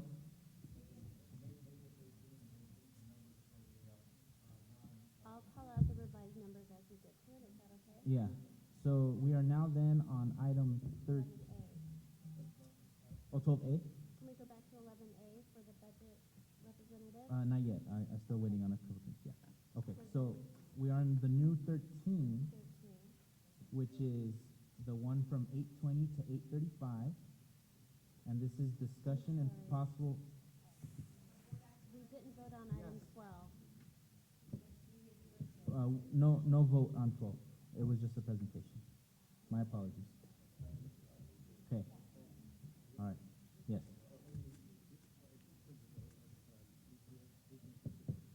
All right. So we are now on the item from 8:20 to 8:35 on the agenda, discussion and possible action on approving a letter drafted by the Sylmar NC Planning and Land Use Committee relating to the Olive View UCLA Medical Center Campus Master Plan. Is there a motion on the floor? So moved. Got a motion by Michelle. Is there a second? Got a second by George. Peter, I'm going to put the letter up, and the floor is yours. All right, so this is a pretty big deal in Sylmar. This is a huge campus expansion over the next 20 or 30 years. It's going to bring a lot of challenges, I think, as it goes forward. And Planning and Land Use had undertaken this item about a year ago, and we chose to wait until the EIR came out. And the EIR came out, I think, in May, and it had a very short comment period. So thinking quickly with the elections, we held our Planning and Land Use Committee meeting and got public comment to respond to that. And I want to thank everybody that attended the meeting 2 weeks ago and provided their input. That's the result of what you see in this letter, which comments on the EIR. And just a couple questions came up, and maybe it's good to go over, but this is a county project. It's a county hospital, but it's within the city of Los Angeles, and it's within the sphere of influence for the Sylmar Community Plan. So we do have some input, and the letter is really making comments that we heard in our Planning and Land Use Committee. So I hope you all had a chance to review it. There's a link to about 1,000 pages of documents that the county has prepared supporting the draft environmental impact report. It's just no way to get through all that information in such a short period of time. Plus, they went into the archaeology aspects of it in case they run into Native American artifacts. They went into, looking for endangered species on the campus. They went into identifying where the earthquake faults are. They went into the hydrology of the site. They went into the soils conditions, and quite honestly, I'm going to let them worry about that. I don't know that I'm smart enough to even figure out what they're talking about or if they're right or wrong.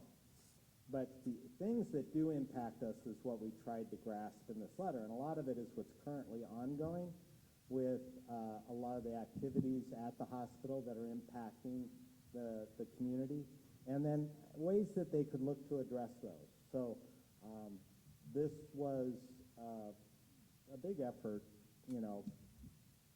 to get the input and then try to draft something.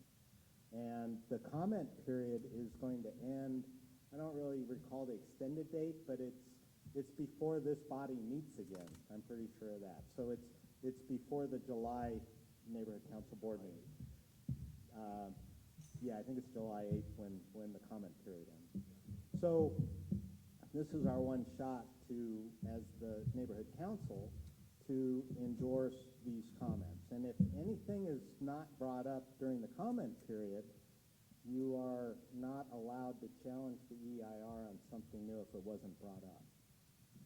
So that's the reason they have a comment period for the EIR. I don't know who else or organizations are commenting on it. I would think the city of Los Angeles may, but I don't know that Monica's office is working on something. I would hope they would be. But this draft letter has been sent around to the folks at who are doing the work at the master plan. And I think I heard that they had a meeting, there was a group that met, and some of this information was presented last week. So with that all said, I'm open for any questions anybody might have, or try to clarify something if I know an answer, but this is the draft that was put together based on the meeting 2 weeks ago with Planning and Land Use Committee and the community. Peter, can you give me like the top 3 items that the community was concerned about? Well, it's all around safety. Okay. Right? So Yeah. it's safety from people, I don't know, Tom's here and he keeps a record of everybody that leaves the grounds in a hospital gown and a wristband. So the other one is fire. You know, you've got people that are in the hills surrounding the hospital waiting for their appointments, but they're homeless, so they have nowhere to go. Transportation is an issue, and housing is an issue for a lot of the individuals. You've got parking, which the hospital denies is an issue, but you know, what we know is the parking lots are, a lot of them are restricted for staff. That leaves restricted visitor parking, and a lot of cars end up on All-You Drive.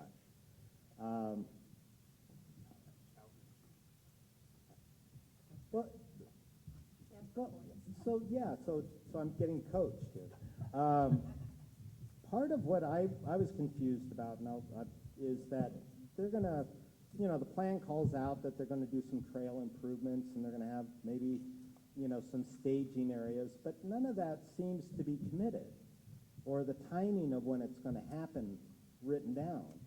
And I think if it's not a condition with specifics, it means it's not going to happen. It's going to be like our fire station at the Cascades, right? You know, it's something that was promised, but it never got nailed down sufficiently to motivate it happening.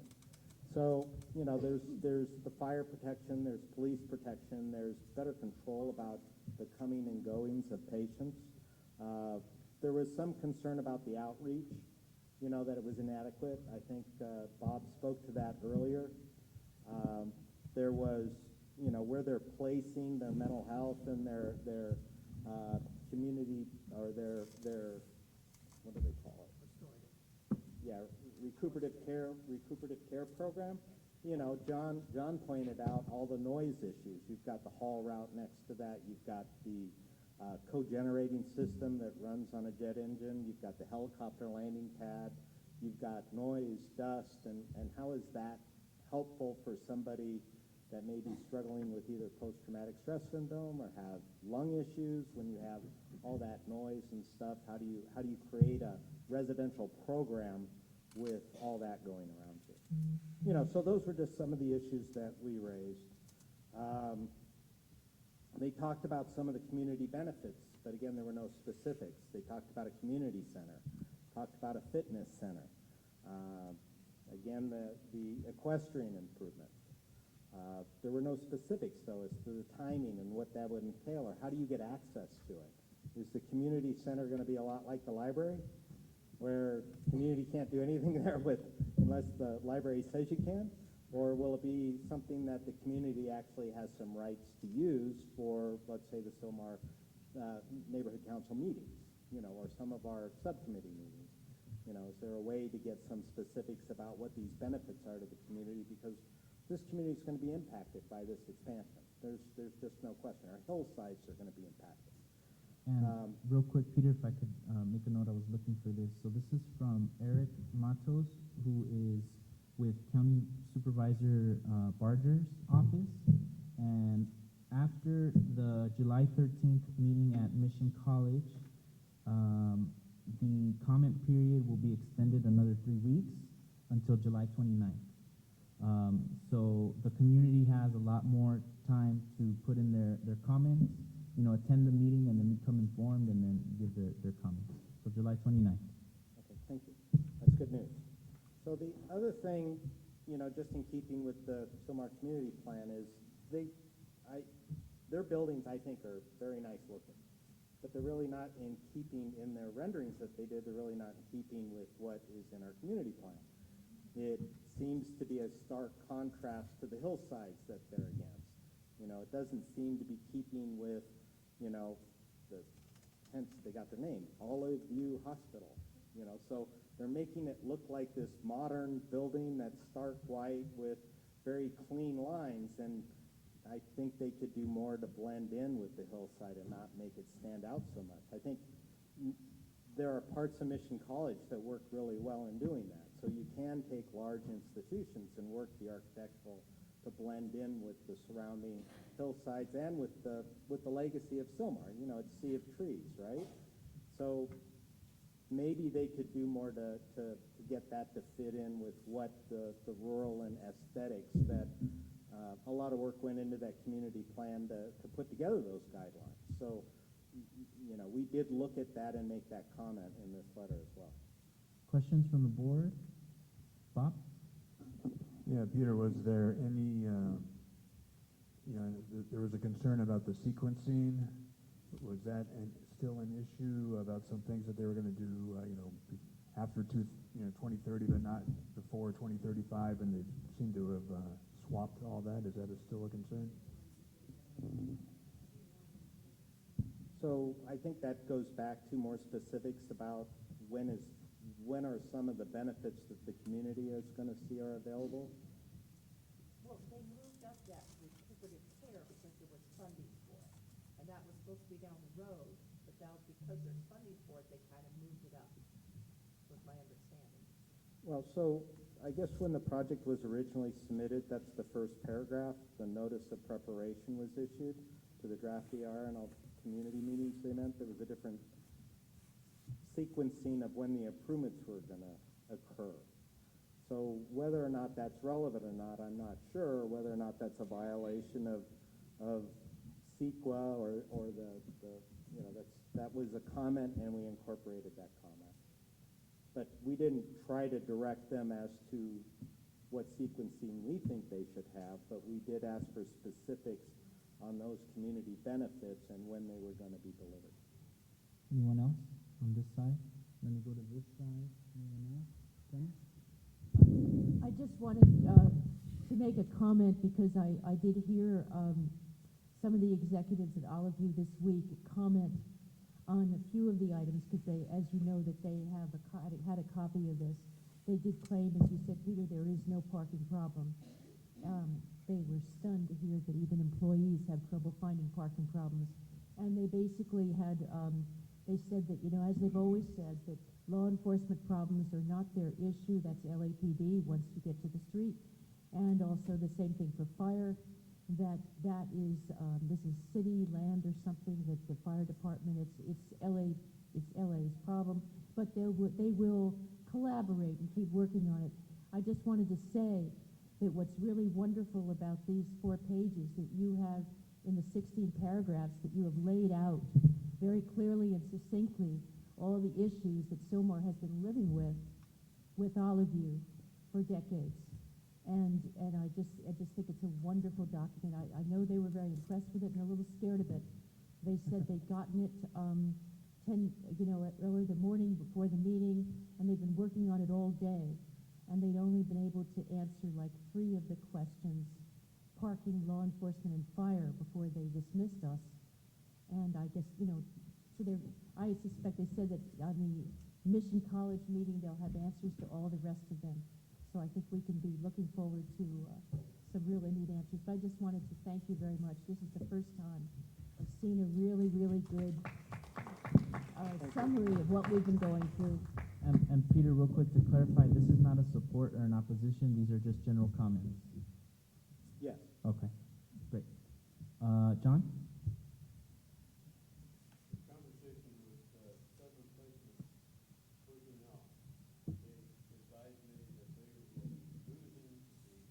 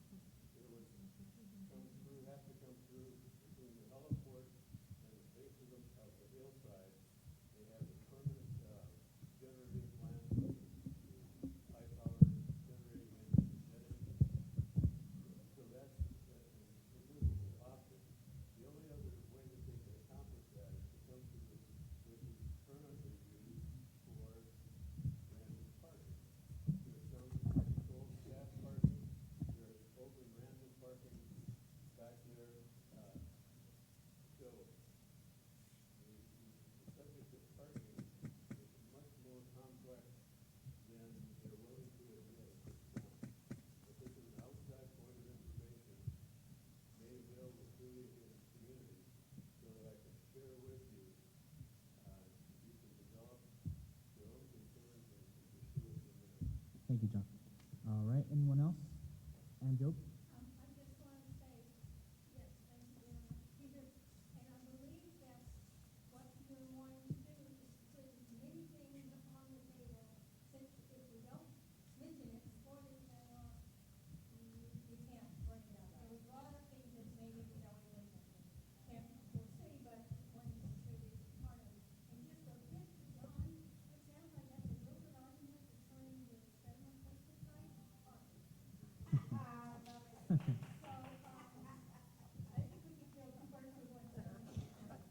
Tom?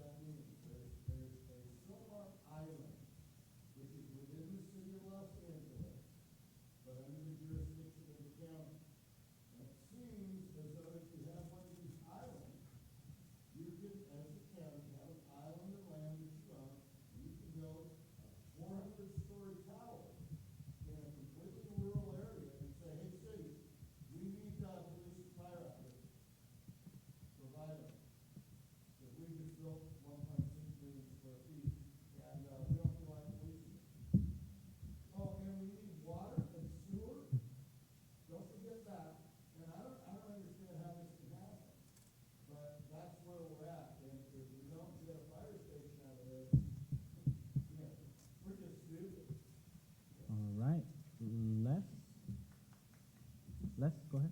Yeah, let me say to begin with, I would like to thank you for what you've done. Overall, a very good job. I have one large bone to pick with you. Going back to the Sylmar Community Plan, we dealt to the point that you raised here extensively. And we thought it was put to rest. And that's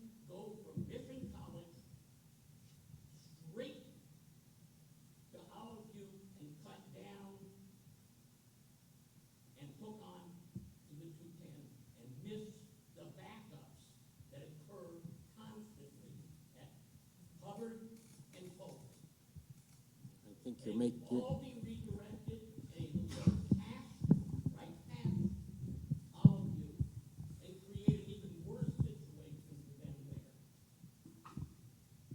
I personally basically support almost everything in the Olive View plan. I have questions about it, such as you've raised. And I understand what you're driving at. I've been at the meetings. I was at the meeting recently. And I will share with you that there was a very large effort at that meeting made by Barber's representative and the CEO and the other representatives of the varying people. To let us know that according to them, they weren't necessarily buying, but according to them, they were in active, intensive discussions with LAPD and LASD in order to resolve those issues and problems. We made it very clear, to begin with, that the fire department issue was a stick in the craw. They said that they were willing to provide a site for a new fire department. Whether that's true or not depends on whether you want to accept their word. It's not on paper for us.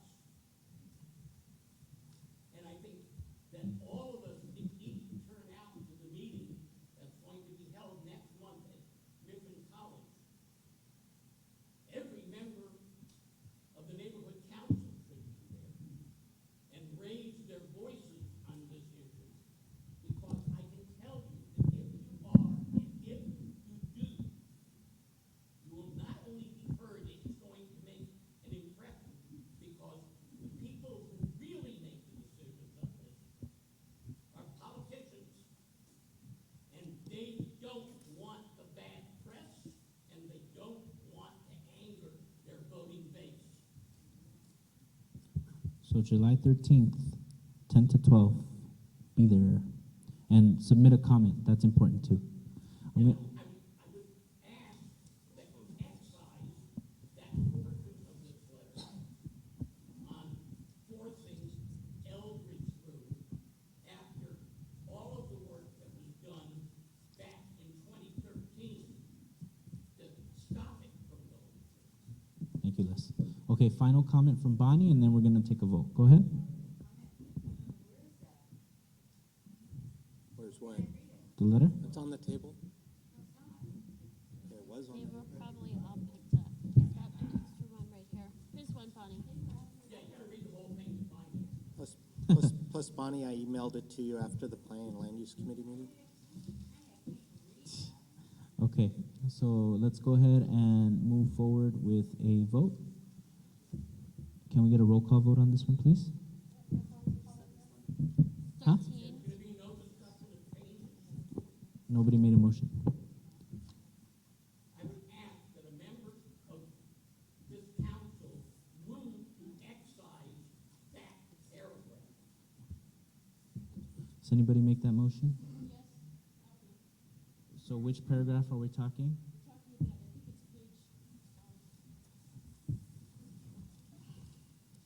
Sorry.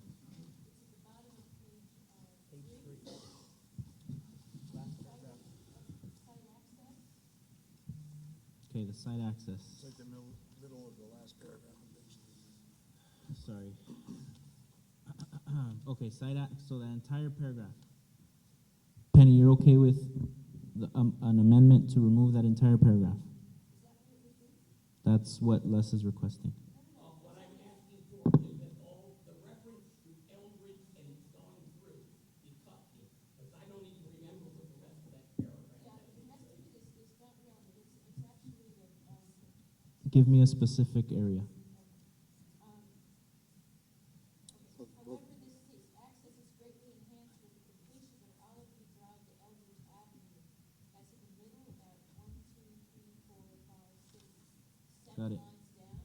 The rest of it? These two sites are included to connect with each other except for a narrow portion of the private lot, blah, blah, blah. Up to where?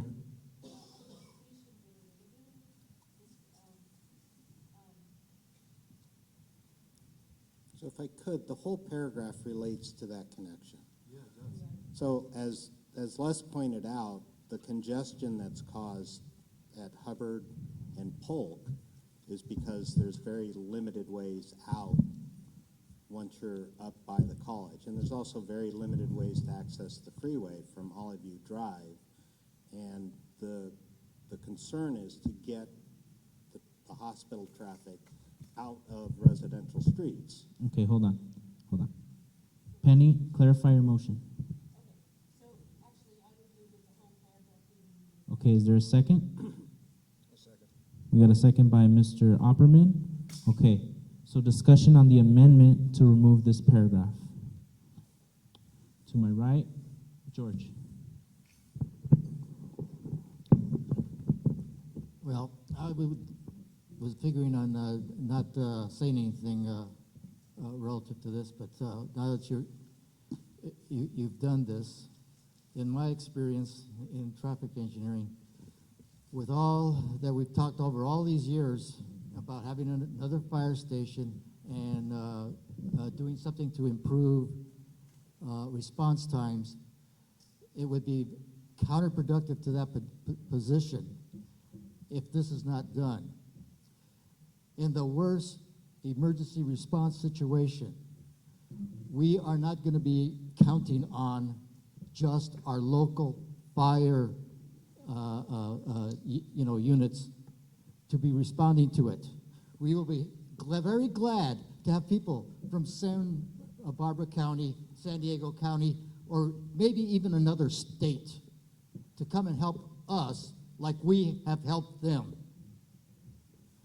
And that lack of the access to all the frontage, not just the hospital, all of our frontage against these Chaparral Mountains that we're against, and we're also proud and glad to be living by.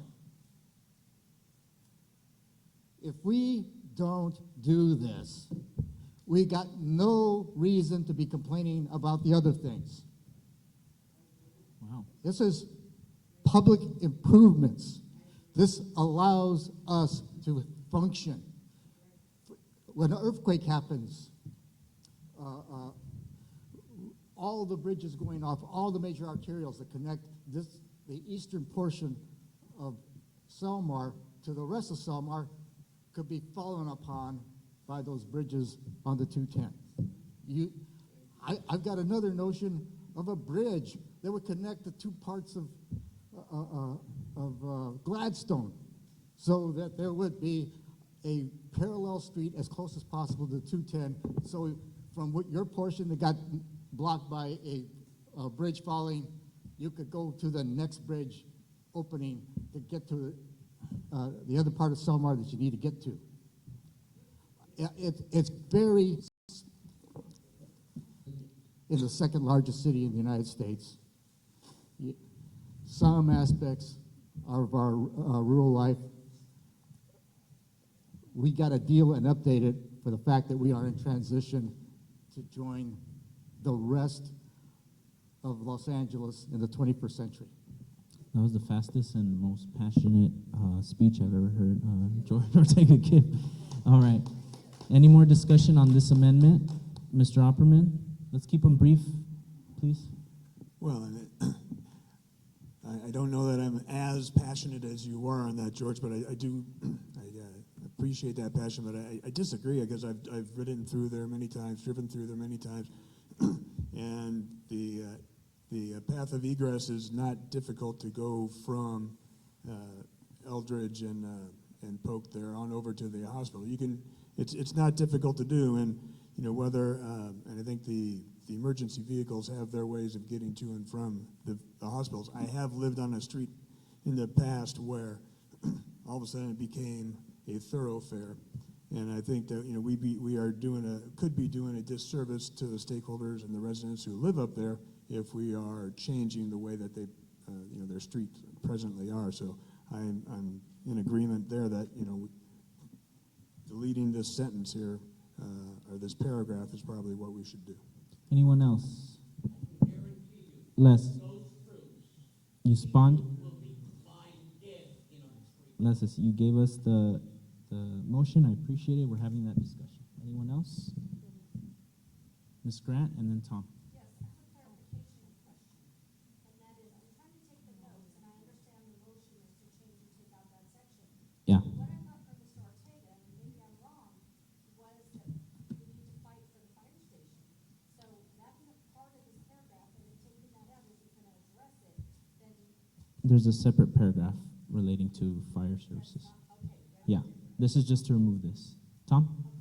Yeah, before this amendment was issued, the paragraph was clean up, I wanted to point out that the way the EIR process works is sort of item specific to identify points and specific elements within the EIR. And this is a list of points. We've been told that they will be extending the comment period long enough for another passage. So if we took this out, we could do another letter a month from now, which would give, and I have some other issues here that I've identified, that could go into a second letter. So you can hit some bullet points in this letter, and you can hit some bullet points in the letter next month. This one could come back in, okay? But more importantly, there are points that are not in this letter that I think should be added by next month. Since we've been given the additional time, the SMC can put it in a letter from them, which is much stronger than a letter coming from me. Plus, Peter gets to write it, which is awesome. I'm gonna, But I would also say that, George, these fire trucks have things called maps, they have GPSs, they get to us, and there is statistical evidence showing that locations with easy, defined, quick access to freeways have a higher incidence of residential burglaries. And one of the reasons we don't have it in Sylmar is they're not sure they can find their way out. The people that don't live here don't know how to get in and out, and that helps us. And you can go Google it, it's out there. NCI, National Crime, look it up. Okay, anyone who has not spoken? Christian? Yes, Peter. So just a couple points. One is that, you know, the residential neighborhoods were never designed for commercial traffic. You know, so Fenton and Tyler, you know, two of the streets that get you from Polk over to the hospital. And that all of you drive on all the engineering documents was made to connect to Eldridge.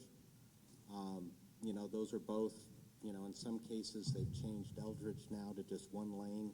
I think when it gets to Sayre towards the hospital, you put in a bike lane, you know, but it's always two lanes in each direction until they did that. All of you obviously is. And what did Tom say, 1.2 million square feet? 0.6. 1.6 million square feet? That's like 5 times what they got now. So 5 times the traffic. You know, and people go to hospitals from outside the area. You're not going to keep them away. So they're going to get lost.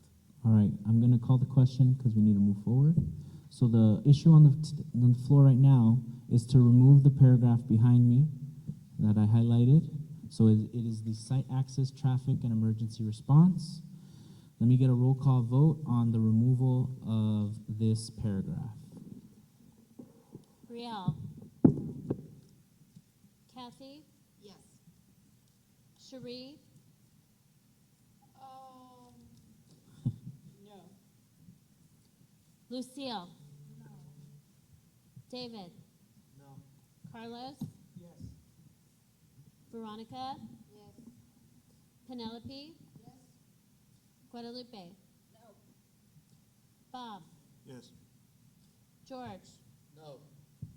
John? No. Andres? No. Michelle? No. Donald? No.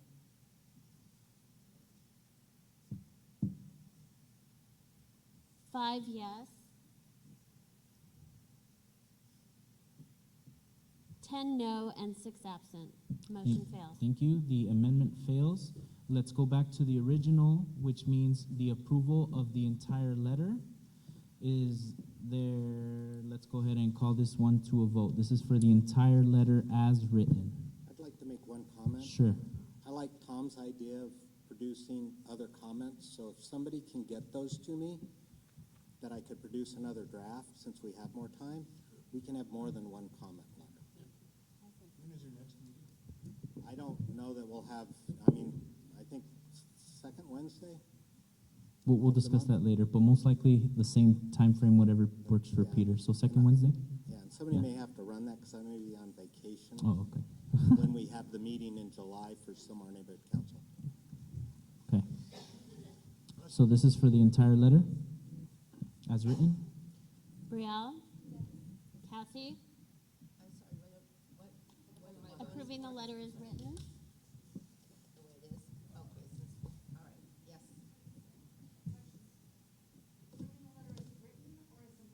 No, as written because the amendment The failed. amendment failed. Yeah. Yeah. Cherie? Yes. Kathy, I'm sorry, did you say yes? Yes. Cherie, yes. Lucille? Yes. David? Yes. Carlos? I'll say no. Veronica? Yes. Penelope? Yes. Guadalupe? No. Bob? Yes. George? Yes. John? Yes. Andres? Yes. Michelle, yes. Donald? Yes. Christian? Abstain. Abstain, sorry. Motion carries. Okay. Peter, thank you for your work on 13 this. yes, 2 no. Can you give me a pen?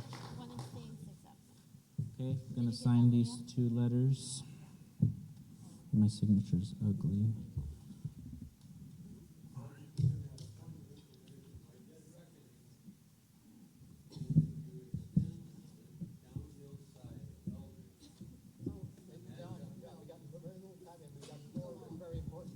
Yeah, sorry, John. We'll discuss this later on, okay? All right. Thank you. Okay, so let's go back to the agenda. Whew. Wanted to get out of here at 9:15.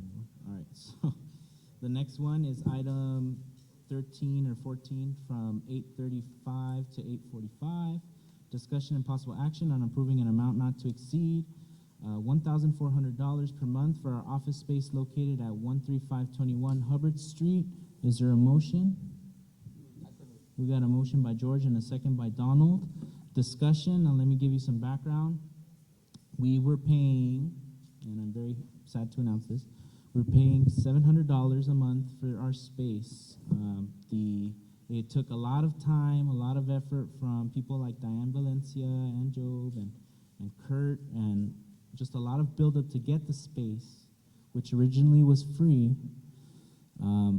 The condition for a free office space was a partnership with LAPD. Now, according to the landlords, the partnership with LAPD meant like a part-time or full-time officer in our office, or at least a parked car kind of out there.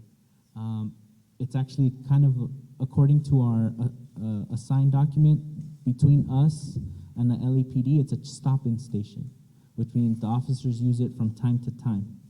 And so the owners were not happy with that, and they said $700. And then every month that George and I paid the bill, he was saying, hey, we give you the office for a great price, a great price. And then eventually he started saying, we're going to raise the rent, we're going to raise the rent, and he officially raised the rent, or he wants to raise it to $1,400. I, as president, and I would recommend an approval of this. I will still work to negotiate down, speaking to Bonnie, it's not very likely. But I think 1,400 is still below market rate. Comparable to other businesses around the area, they pay about 1,800, so we're doing okay. But I may be able to work something where I can talk him down and get him to sign with the city how much he is donating so that he can get a tax break. Because when speaking to contracts from the city side, if he gives us below market rate, we can then use the donation value as a tax break for him or for the owners of the shopping center. And so I will negotiate that, but I think we should do 1,400 to not lose the space. So is there any discussion on this item? To my right, John? I just want to say that, I didn't know, when I joined this board, we didn't have an office space. So lots of workarounds, and they weren't easy. Finding places to hold meetings at, finding places to just keep things and to store things. We've grown as a council and gotten to the point where we've now got a place where we can hold meetings. We do impromptu meetings. We don't have to call around to 5 or 6 different places to find a meeting space. I hate to give up the cash. I realize it's a significant commitment, but I don't see how we're going to move ahead if we don't have a place where the community can recognize that's where we're at. I mean, I'd like to see more things going on there, but more and more community folks want to know, hey, where can I come in and find out something or do something or get some help? That's just for us to kind of grow and get more folks there. But I'd hate to see us go backwards. I'm glad we finally got an office space. Okay, to my left, David. Just to kind of reiterate what he just said, I think it's a great space, and looking for space is just kind of a pain. This is a great, and I think the office as it is now is greatly underutilized. I think we absolutely need to find ways collectively to offer the space to community groups to see if they want to have meetings, and really kind of just make the most out of it. So. Yeah, thank you. Thank you. Anyone else? Anyone else? Audience? Okay, let's take a roll call vote. This is a funding item. Now, to clarify, this is just to approve the amount that we would pay. This isn't approving the lease. The city would draft the lease. I would send that to you beforehand, and you can help me negotiate the lease because, to be honest, that's the hard part for me. So I need some help negotiating that lease. But this is just for the amount. And Brielle? Yes. Kathy? Yes. Cherie? Yes. Lucille? Yes. David? Yes. Carlos? Yes. Veronica? Yes. Penelope? Yes. Guadalupe? Yes. Bob? Yes. George? Yes. John? Yes. Andres? Yes. Michelle, yes. Donald? Yes. Motion carries 16-0. thank you. Okay. Let us move on to item 14. This is on approving the administrative/budget package for fiscal year 2019-2020. It's item 15. Item 15, apologize. 1 second. Do we have a budget package? Yeah, I have it right here. So, to be honest, our printer ran out of ink today, and our card was cut off, so I couldn't make a lot of copies, so I need you all to pay very close attention to what I'm about to say. Okay, so if you look behind you, the city requires us to submit something called the Neighborhood Council Funding Program Fiscal Year Administrative Packet. Neighborhood Council is somewhere. Let me make this bigger. Okay. So the first stuff, this is just acknowledgments, kind of like, learning the procedures. This is mostly for financial officers, okay? So the treasurer needs to sign this, kind of agreeing that, okay, we're gonna do everything by the books, we're gonna follow the policies of funding and whatnot. We approved this last year, and this is the new way of doing it. Before, we just created a budget with no template. So I really appreciate this template. So George would sign as treasurer. He would read everything and make sure he agrees. Kathy as second signer would sign. John Pacheco as our alternate signer would sign. Kathy as our bank card holder would sign.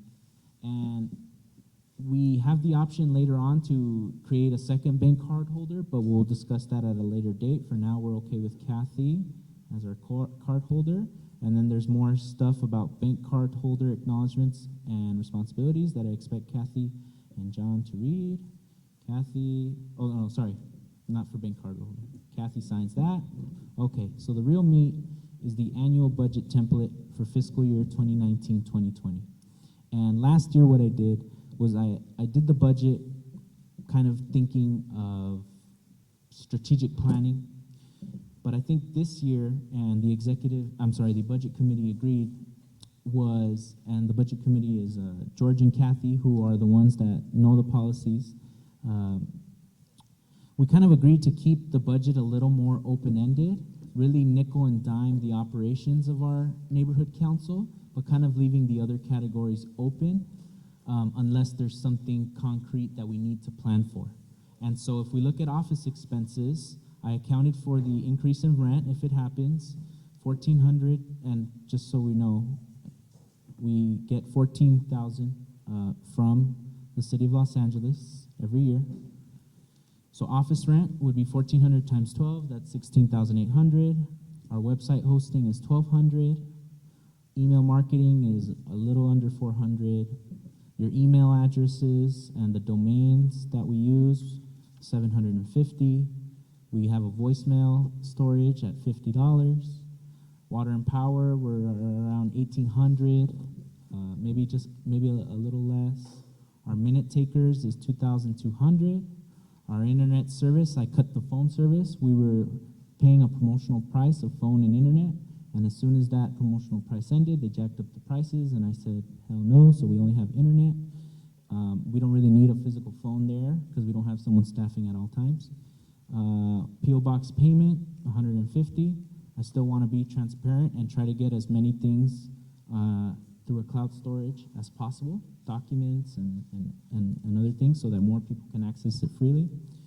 $600 for office supplies as miscellaneous expenses. That includes things like the nameplates, business cards, etc. And refreshments and snacks, $2,000. We're probably going to have to bump that up later in the year, but we're just putting that there for now. So total offices operational expenses, we're talking $27,000. Okay? Now, if we go here to the outreach category, there's one event that we are planning for, or that we expect to plan for, and that's Make Your Horse Count. Okay? And we set aside $5,000 for that event. There's an agenda item later to have an approval of the event at a special meeting. So we'll talk about that later, but we figured $5,000 to put it down. $2,500 in unallocated funds. So we're talking whoever has a good proposal for outreach or things like that, we consider it and then we fund it. So that's kind of open-ended money. We're not having an election this year, so there's no need to budget for it. $5,000 in unallocated funds for neighborhood purpose grants to see if any community nonprofits would like to conduct projects here. $5,000 set aside, and then $2,500 for community improvement projects, unallocated, just if any good projects come through. Now, this isn't set in stone. If we do approve it, it's just kind of as a placeholder. If we feel the need to shift, maybe money from neighborhood purpose grants into outreach, or we need to move things around, we still have the ability to do that. But I just wanted to make it more clear for you all so that we know how much money we have in each category. And so that accounts to $42,000 for the fiscal year. What that doesn't account for is our rollover funds, and we will adjust for that when they announce how much our rollover is. And looking at the funding portal, it looks like we're going to get about $7,500 rolled over into this year, and we will account for that once we see that. We also have a separate fund called the Clean Streets Fund that is around $37.50. That's a separate fund that has separate policies and procedures. We can talk more about that later. We've had that money for about 2 years, so a year and a half. So we really need to figure out how we need to spend it, and we can have those conversations later. But besides that, that's the budget that I'm presenting. It can be changed. And the last part of this is our funding agreements. So we are approving a renewal of the lease. So the city will let me know that they are going to work on the lease. We're putting down our board meeting location here at Somewhere Charter High School. I already reserved the year. There's a couple of months that they need the space, and we will adjust. But most of the meetings will be at Somewhere Charter High School. We don't pay for storage anymore. We have our P.O. Box. Our P.O. Box is 921023. It's at our Somewhere branch. And our web services are with the Web Corner. So this is the packet that I present to you all. Is there a motion to approve? I got a motion by Andres and a second by George. Discussion? Yes. In terms of the P.O. Box, do we need a P.O. Box when we have a mail slot at the physical address? I'll let Michelle answer that. Your opinion. Do you think we need a P.O. Box? No, we get a lot of junk. Okay. So, We could, for the things that, the regular things, Yeah. we're getting electronically. yeah. Okay. Yeah, there is. So I say, for time purposes, we approve it, but we can adjust and take away the P.O. Box in the future without paying the, because we already paid, so in the future, that's a good suggestion. Okay, anyone else? Go ahead.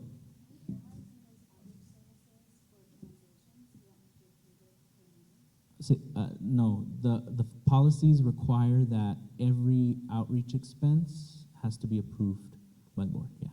So we budget for like unallocated money, and then we mentally know how much we have, and we have to approve individually. Anyone else?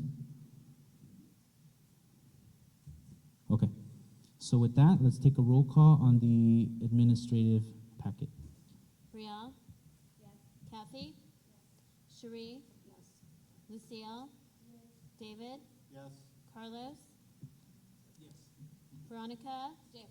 Penelope? Yes. Guadalupe? Yes. Bob? Yes. George? Yes. John? Yes. Andres? Yes. Michelle, yes. Donald? Yes.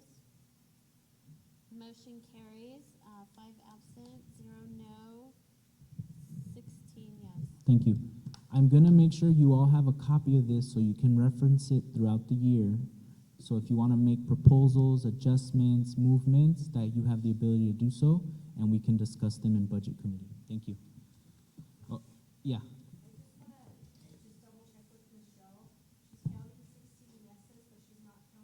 Oh, on the last one, you're right. Are you abstain or are you voting? That's okay. For whatever, for this one, just keep it as a yes, but in the future, we'll Abstain? abstain.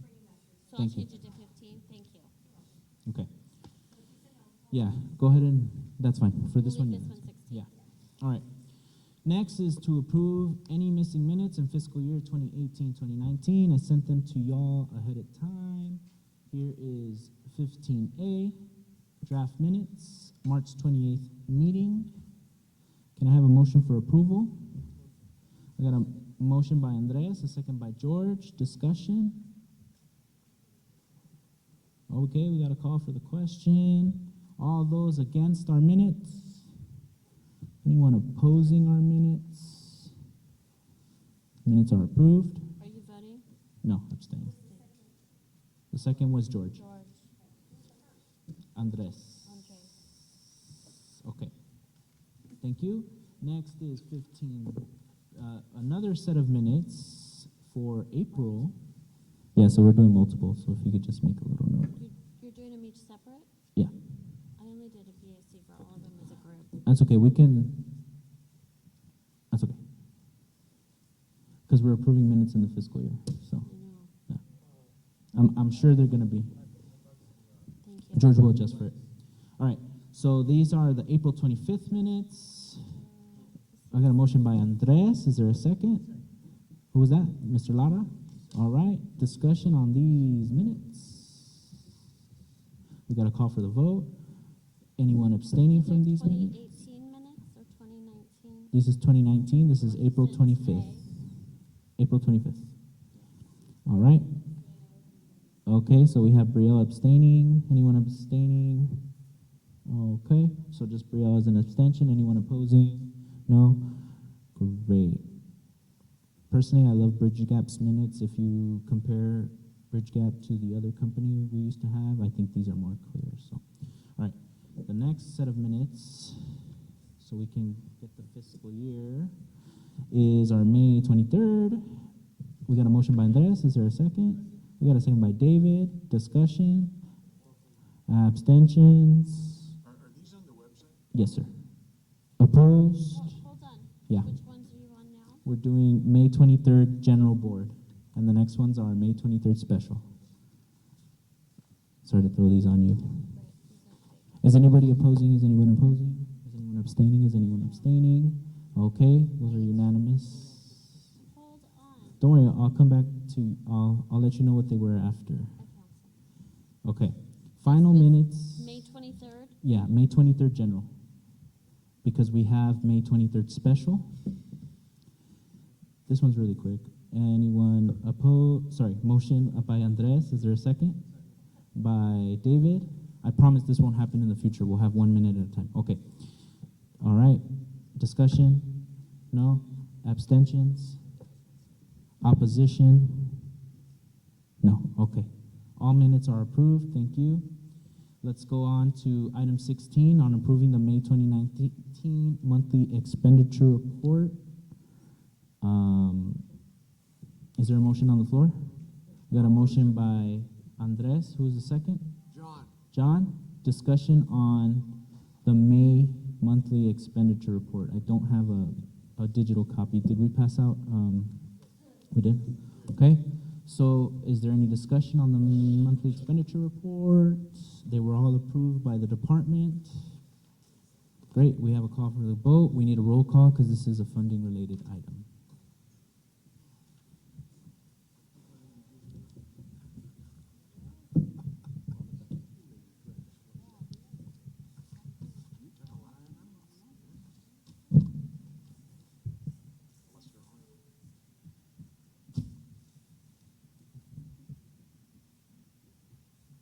Michelle, we ready for a roll? Sorry. I'm not there yet. Oh, sorry. Hold on. The minutes for agenda item number 16. All right. I'm there now. All right. Brielle? Kathy? Yes. Cherie? Yes. Lucille? Yes. David? Yes. Carlos? Yes. Veronica? Yes. Penelope? Yes. Guadalupe? Yes. Bob? Yes. George? Yes. John? Yes. Andres? Yes. Michelle? Yes. Donald? Yes. Motion carries 15. 1 abstain, 5 absent. Thank you. Item 17, discussion and possible action on calling a special meeting for July 2nd, 2019 at 7:30 p.m. to discuss and possibly act on 2 items. The Budget Committee would meet beforehand to provide a recommendation for the board. Show of hands, can everyone try to make it on July 2nd? Anybody have a conflict? Raise your hand if you have a conflict. 1, 2, 3, and 4, 7:30 p.m. Wait, Okay. the meeting? Yeah. For the special meeting. Okay. So we still have a quorum, so if you can make it, I'd really appreciate it if you can make it. Okay? So okay, any more discussion? Okay. So with that, yeah. Huh?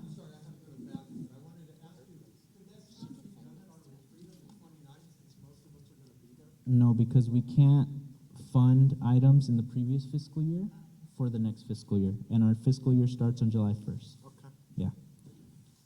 Okay. All right, let's call the vote on this one. Anyone opposed to this special meeting? I'm going to make it a habit of voting on special meetings. Anyone opposed? Anyone abstaining? Okay, it's unanimous. So we are having a special meeting. Real quick, let's go back to 11A. 11A, I'd like to appoint Ann Job as a budget representative. And she told me she accepts. Is there anyone opposed to Ann Job as a budget representative? Is there anyone abstaining from Ann Job as a budget representative? Okay, we are good. Anyone else? Anyone else want to be a budget representative? Okay, I'm gonna do a long shot here because I need someone to go. So I'd like to appoint Patty Rao as the second budget representative. I don't know if she accepts, but we're gonna vote her in because nobody else wants to go. All right, is there anybody opposing Patty Rao as a budget representative? Everyone knows Patty Rao, right? Lady with the glasses, she sits right there, sweet old lady. Yeah, okay. So, anyone opposed? Anyone abstaining? Okay, great. So both Ann Job and Patty Rao are our budget representatives. Board member comments, does anyone want to say anything? Yeah, go ahead. Just real quick, so I'll be sending out an email to all board members regarding the breakdown. Obviously, Christian and I and some members here, we always do it every single time, but we're going to streamline this process. So I'll send you a list, 4 people per month, 2 to break down, 2 to bring the stuff up, put together. I'll make it very easy.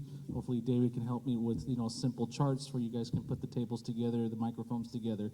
But if we're going to all participate, everybody needs to be participating of getting the system, put everything up, and then help putting away instead of just, bailing out. And then I will call you to the carpet if you do not. Yeah, Andres is the guy that gets people in trouble. All right, go ahead. Just a reminder, I did send out an email a couple weeks ago. In order for me to put your bio on the website, I need to get a bio from you.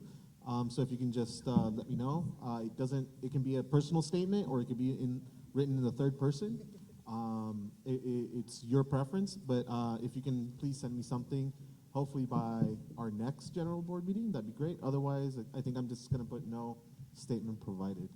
So please send something. Thank you. Thank you, David. Anyone else? If not, we are adjourning at 9:51, and I'm leaving you with the screenshot of David's drone footage behind us. Thank you.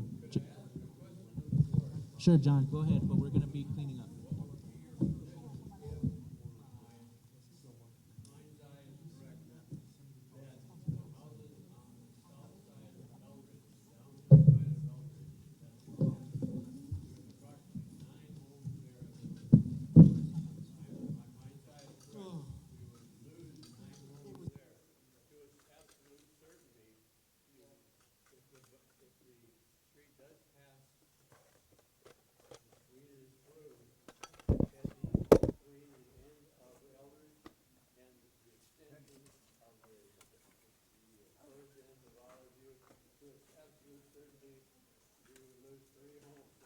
My question to the board is, think about what your position would be if we lose between 12 and 14 homes in Silmar.